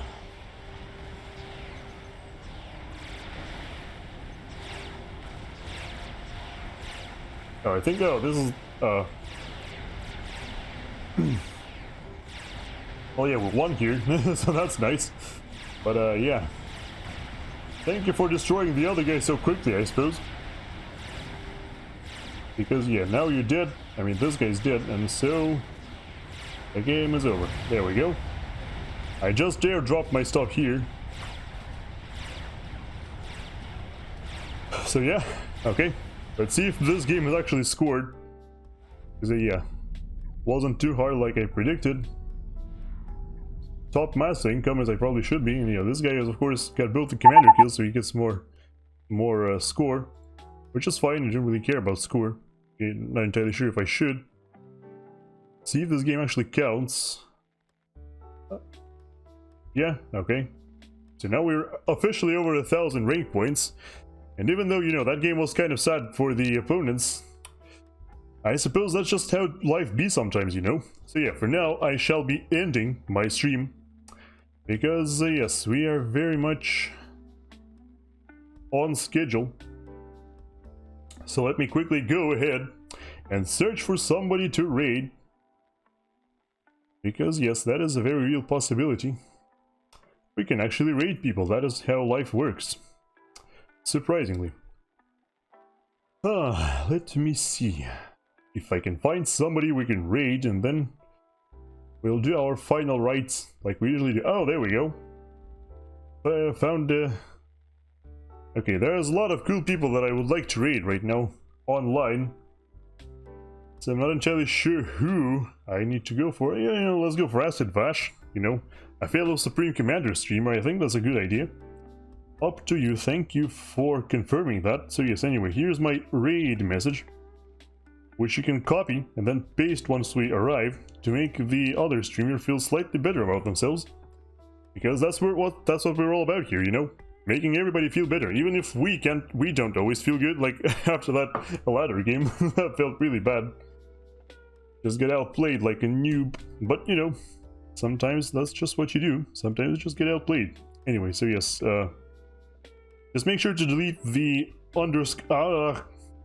make sure to delete the space and the underscore. The message should start with /me for it to work properly. And yes, I see he's casting, which is always nice. Yeah, so here are my socials, which you can follow. Feel free to follow. I will be uploading Supreme Commander casts on my YouTube at some point in the future. I think I should start doing it by November. So if you've enjoyed the quality of my casts so far, you know, they will only get better because there will be, you know, once I start, you know, recording them for YouTube, there will be no more face cam to obscure the view. There will be more, you know, editing to edit out the somewhat boring parts, I imagine. So yeah, you can definitely look forward to that. As well as, you know, Discord server to maybe send you replays for me to cast. That could also be an option. Anyway, now I shall initiate the raid. So, raid Acid Vash. Here we go. Yes, yes, yes. Adult material. I'm sure everybody here can handle that. But yeah, so for now, thank you all so much for watching, for participating. Thank you for the, you know, for all the love. I hope I can reciprocate that love, you know, give it all back with interest, because, you know, that's what you do. That's how you make the world better, by constantly giving other people love, then giving more than you receive of it. Anyway, now let me go in for a hug real quick here. There we go. That's a nice hug right there. Shook my entire table, almost knocked my microphone off the table. That was nice. Yeah, hopefully now your day goes better.